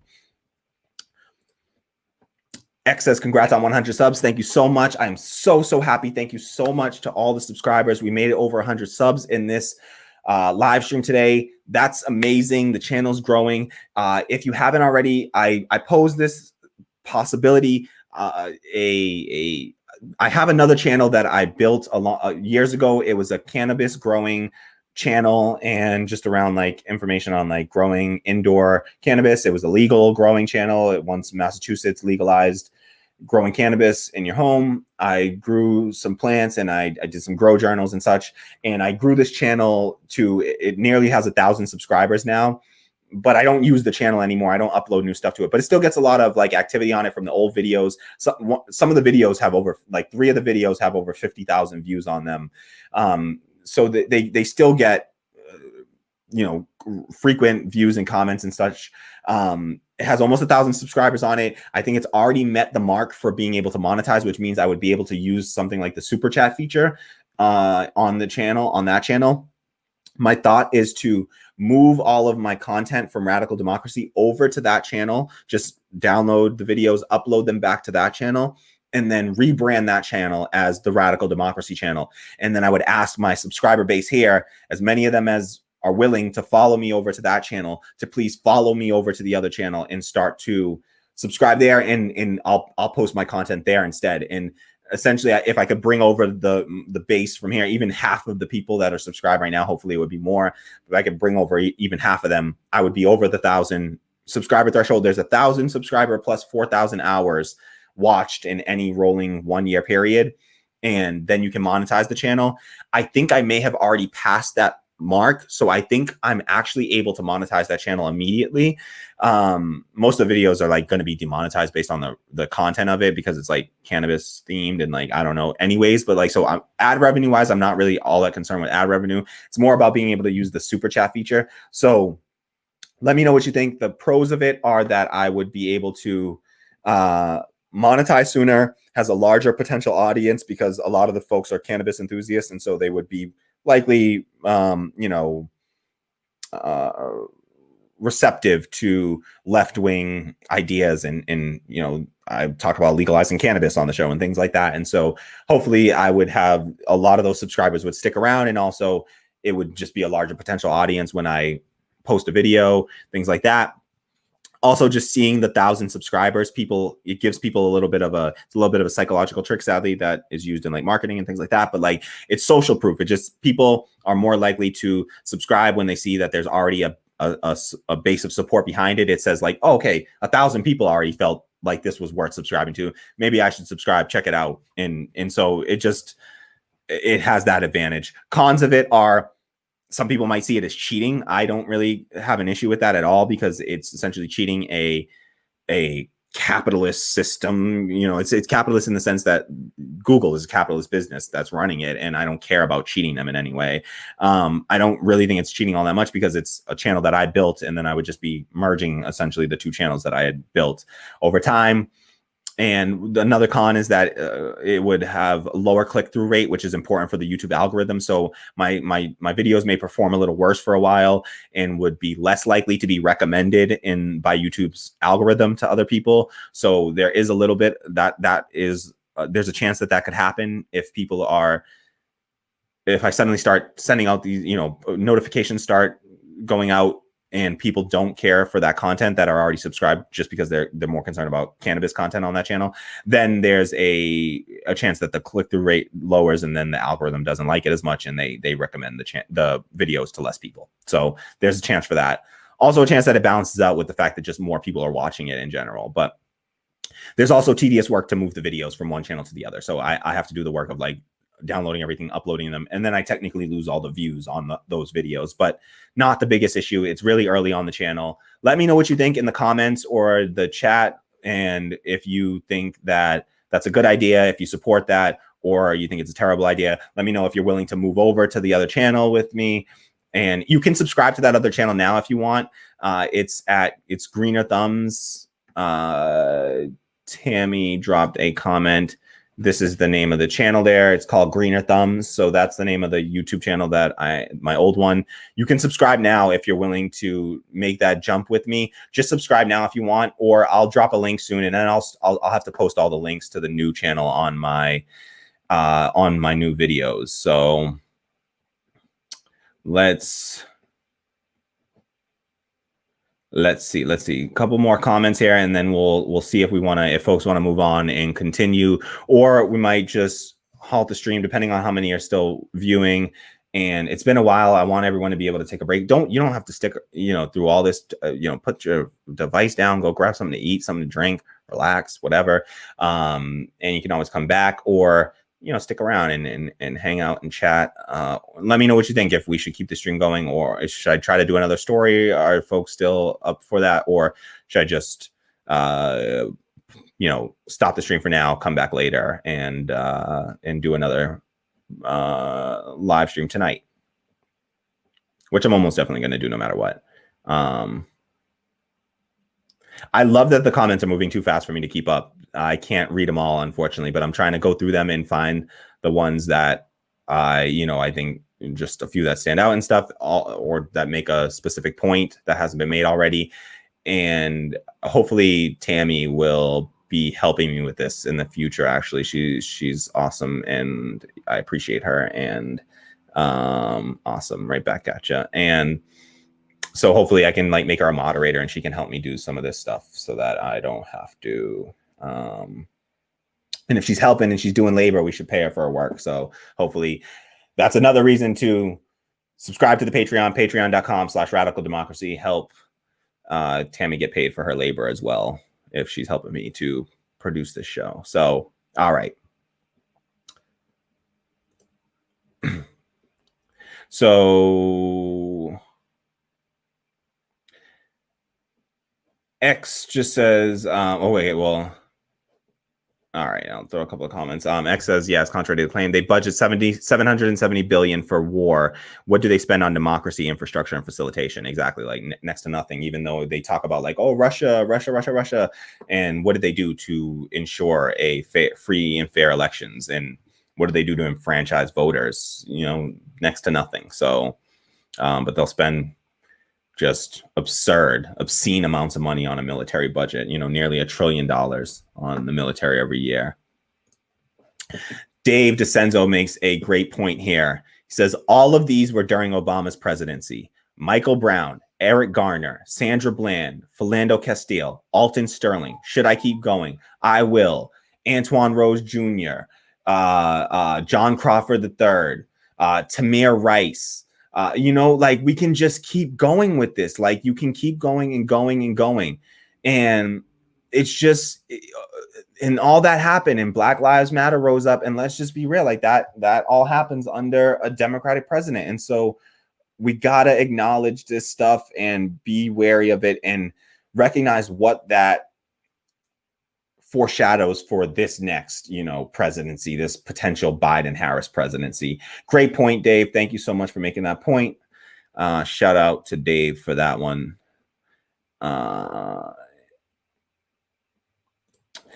X says, David, also Standing Rock. Exactly. Like, we had Dapple, and Standing Rock happened under Obama, and he did nothing. He did nothing until days before he left office, essentially, like a few weeks before he left office, after a bunch of vets went out there to stand in solidarity with the indigenous people that had been fighting and putting their lives and their health on the line to protect water and to just fight for the protection of their indigenous lands and ancestral burial grounds, and to honestly just fight for the preservation of water and clean air. And that's a fight that they're fighting for all of us, even though they've been systematically, oppressed and had genocide committed against them. That was America's original sin. They like to say that slavery was America's original sin, but let's be real, the genocide, torture, rape of the indigenous peoples that were the first peoples of this country, of this, land, that was America's real original sin, what they've done to indigenous people. And so, I will always be in solidarity with, my indigenous, comrades who are fighting across this country and, all over the world. Really, indigenous people fight to protect, these public goods, these land, air, our water, the earth, from these disaster capitalists and these just oil barons and robber barons that just want to extract resources from the land. And yeah, that happens under Obama. These pipelines. You'll see right behind me here, I got the defend the land. Renewables, not pipelines, and it's got the no Dapple on the hat and stuff. And yeah, that's what it is. It's like, shout out, that's a TYT poster. So yeah, they got some good posters. Appreciate that one. Which if anyone knows some good indigenous folks that make some, I gotta do some more work to find some indigenous art and throw that up, and want to do whatever I can to support the cause, show some solidarity. So yeah, that happened under Standing Rock, was under Obama too. So we just gotta and X is acknowledging this and still saying he still is planning to vote for Biden, and he'll push after the fact, and push now and push after the fact.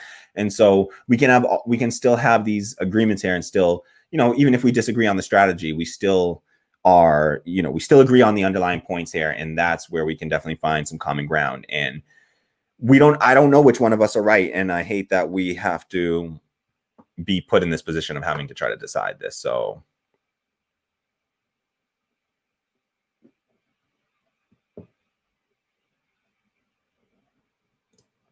Ben 2K says, if you like to take a break, it's fine. I hope I'm gonna be able to catch you later. It's 3 hours into the stream right now.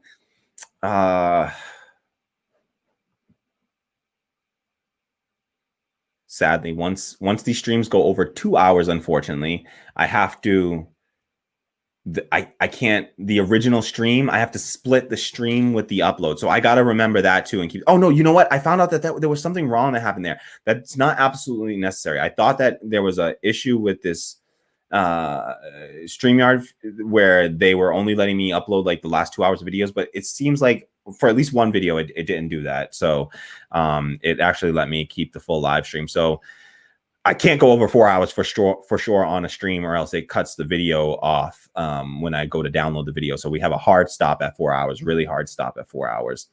I'm going to try to, let me just check out a few things and we'll decide. We've had 45 people on the stream, 10 likes. Okay, yeah, we got 7 people in things still.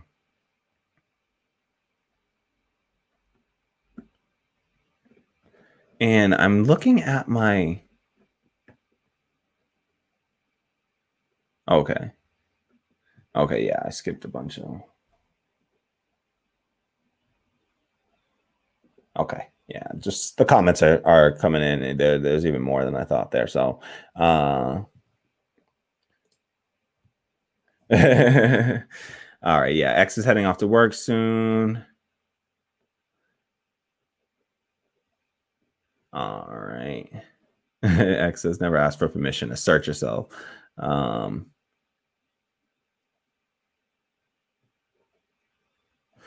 right. Yeah. So I know I get caught up on comments and I don't make it through all the content that I want to make it through. I love this comment from Dave though. He says that I don't drink. He says you don't drink coffee, you drink hot milkshakes. Yeah, my coffee is like, I put so much cream and sugar in my coffee. It's like it's coffee Kool-Aid that I make essentially. So yes. My coffee is, there's this great, I won't even get into the, Malcolm X has a great quote about integration, and he was like, he's like,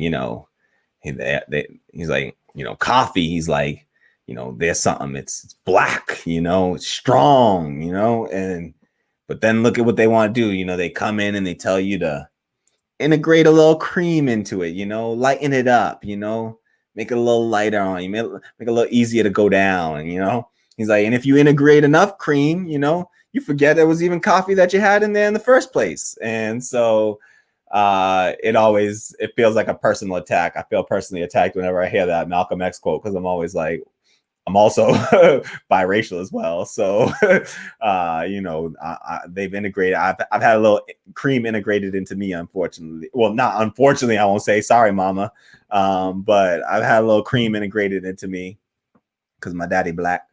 And my, I got a Caucasian mama. And so, yeah, so the quote feels like a very personal between the way that I like my coffee and the way that, my daddy apparently liked his.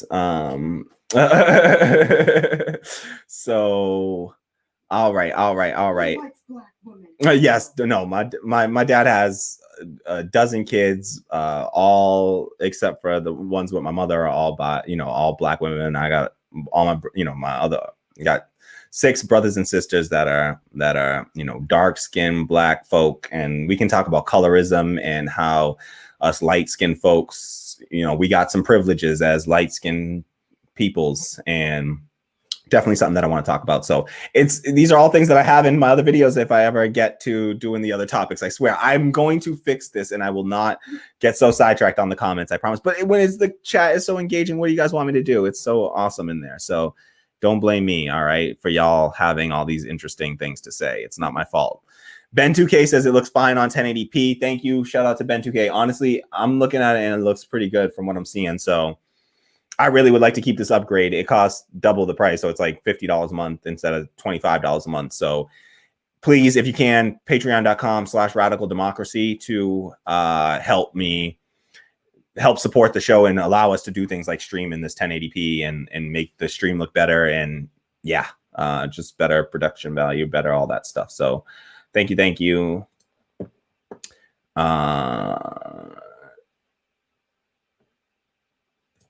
Dave says, since the beginning of the campaign, Biden has told people pressing him on moving left on issues to vote for somebody else. So I will. Oh, yeah. Since the beginning of the campaign, Biden has told people pressing him on moving left on issues to vote for somebody else. So I will. I mean, Biden kept doing that, right? Like we all saw that during the campaign.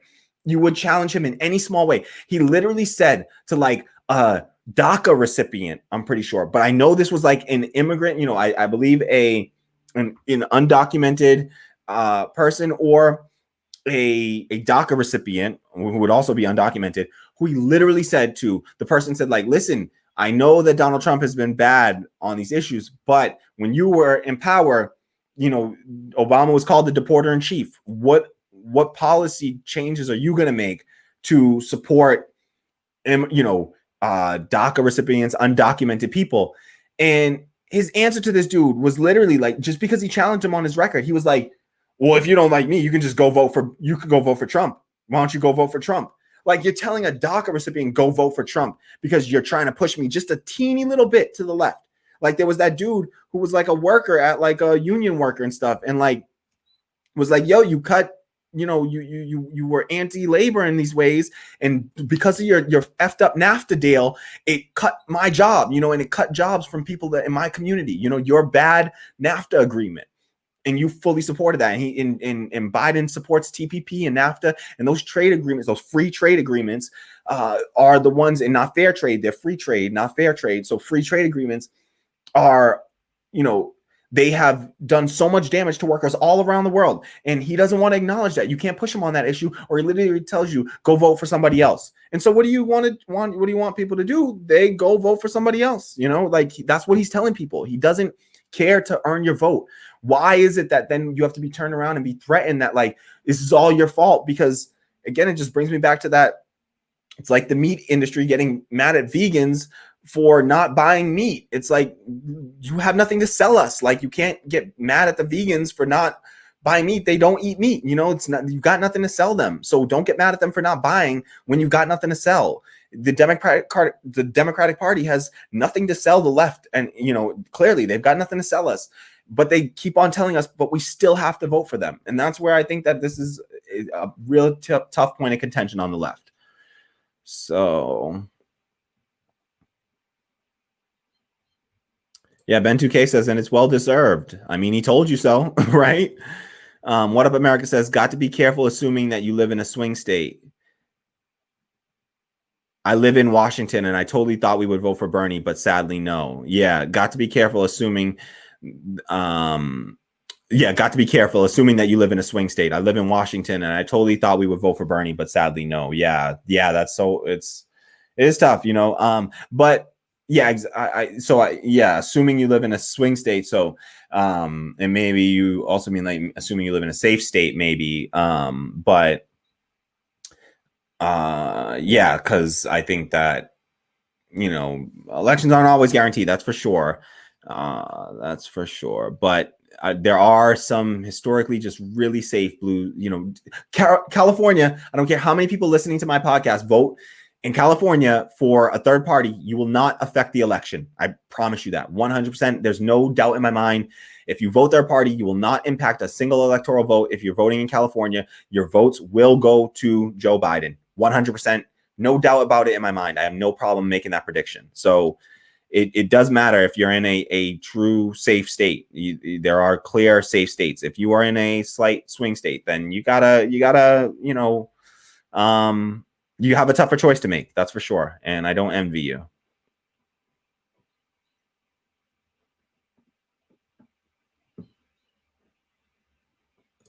And Ben 2K says a friend showed up. I'm gonna catch you later. Lots of love from Germany. Lots of love right back. Ben, thank you so much for being here. Really appreciate you being on the stream. I've gone so far off the rails on this stream. I don't know if I can pull it all back.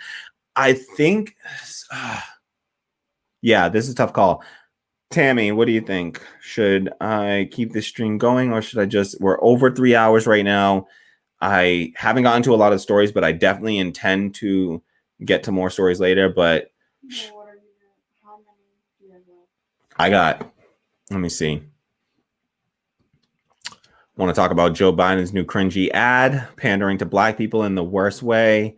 S&P 500, the Alex Morris vindication. We got some interesting stuff. Oh boy, yeah. I got about 6 at least ready to go. For later stream, whatever's left over, I'll do whatever. I'll stream about whatever topics are left back and just try to get through as many. So I would just keep going wherever we leave off. I'll keep going. So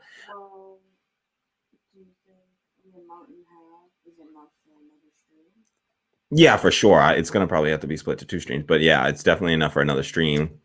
I only got through 2 of the topics today so far in 3 hours. This is a bad. Sorry, guys. This was not my finest work here on the stream of trying to keep things concise and over 3 hours. 3 hours, 12 minutes right now. So we got about 40 minutes left before the 4-hour mark. It's a lot of work to go back and edit now, but yeah. All right. So no, I'm going to take a break. I'll take a break. All right, folks. I'm going to, I think, end this stream, take a break. Everyone else hopefully will take a break as well. And if you haven't already, please do me a favor, like, subscribe, hit the notification bell to receive notifications anytime we go live or launch a new video. Please, if you can afford it, head over to my Patreon, patreon.com/radicaldemocracy, and please drop me a few dollars a month. Just donate a few dollars a month to help the show continue to exist. Really appreciate all the current Patreon patrons. And what I will do is I'm going to end the stream here. I didn't get to nearly enough of these topics that I wanted to discuss, so I'm very sorry for that. Give me your feedback on that and how you feel about that. Let me know in the comments. What I'll do is I'll do another stream later today for sure, no doubt about it. I already have all the material ready to go, so I'm going to try another stream later in the evening and see what the interaction engagement is like there.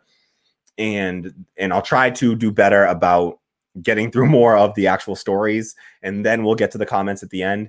I just really enjoy engaging with the community, so it's really hard to, the temptation is hard to resist to read through and engage. And so, yeah, I thank you for being here. Thank you for checking out. This is not really going to count, I think, as another episode, but I think I'll count it. I'll count it as episode 6 of Radical Democracy. But we will get to more stories in the next episode, and the next episode we'll do another one tonight. So sorry if that's too much and you're sick of me already after this stream, but I will try another stream tonight. And then if that's not getting a lot of traction, what we'll do, I'll just cut it short and we'll do the stream tomorrow, and I'll stream Thursday morning and see if we get better engagement there. So this is just, we're trial runs and learning as we go and learn as we grow. So thank you to everyone who participated in this stream today, for all the chat, all the comments, all your thoughts, sharing those thoughts, engaging with each other, the solidarity. We made it to 100 subs, that's awesome. Like, that is a reason for celebration. Thank you so much to everyone who subscribed, for finding me early and believing in this enough to just, give me that subscription and lend me your ear, and to keep coming back and engaging. I really appreciate you all. One last shout out to Mark McKeever, our newest Patreon subscriber. Thank you so much to all the Patreon subscribers. If you can, go over there, become a Patreon subscriber right now, patreon.com/radicaldemocracy. And I appreciate you all so much. Thank you for being here. I'll see you all soon. We'll see you tonight. And we got plenty of other topics to cover. Like I said, I want to talk about Joe Biden's cringy new ad pandering to Black people, the S&P 500, stock markets hitting record highs in the midst of, economic crisis. Alex Morse has been vindicated through new reporting. And, we got water ATMs in Ghana that I'd like to talk about. Also, the U.S. in a recent report and study, U.S. is apparently the second worst country to raise a family in. So let's talk about all this and more on tonight's episode of Radical Democracy, or tomorrow's, depending on how that stream goes. So thank you all for being here. Thank you so much. Let me know thoughts, everything in the comments below. Share this out, please. Even though stream got sidetracked and we went a little off topic, please share it out. Thank you so much to all of our new subscribers and to everyone for being here. I'm just going to check once more to see if we got any new Patreon subscribers. Nope, still at 7. And any new subscribers? Yes, we're up to 104. Nice. Thank you so much to our newest subscriber. Thank you. I hope it's okay since it's public, but new subscriber, Cindy Nawa. I hope I pronounced that right, Cindy. So Cindy Nawa subscribed as of 12 minutes ago. Thank you so much, Cindy. Really appreciate that. Welcome, welcome, welcome to the community. So glad to have you here. So thanks and shout out to Cindy and all the subscribers that subscribed in this podcast today. We made it over 100 subscribers. So, you know, now we're on the road to 200 and then 500 and then 1,000. And I'm so excited to grow with you all. You found this early, but I do believe that this channel is going to grow really big someday. And it's going to be all thanks to the support of folks like you that found this early and continue to support in every way you know how. So thank you so much. Share out the stream on social media. Keep coming back. Like, subscribe. Hit that bell to receive notifications. Hit the like button if you haven't already and you're watching this. There's no excuse. I see 50 people that watched today. I should have seen 50 likes. If you're here, please hit that like button. Just helps please the YouTube gods and keeps this channel growing. So thank you so much for being here. Without any further ado, I'm going to shut the hell up and go. All right. Thanks, folks. Bye.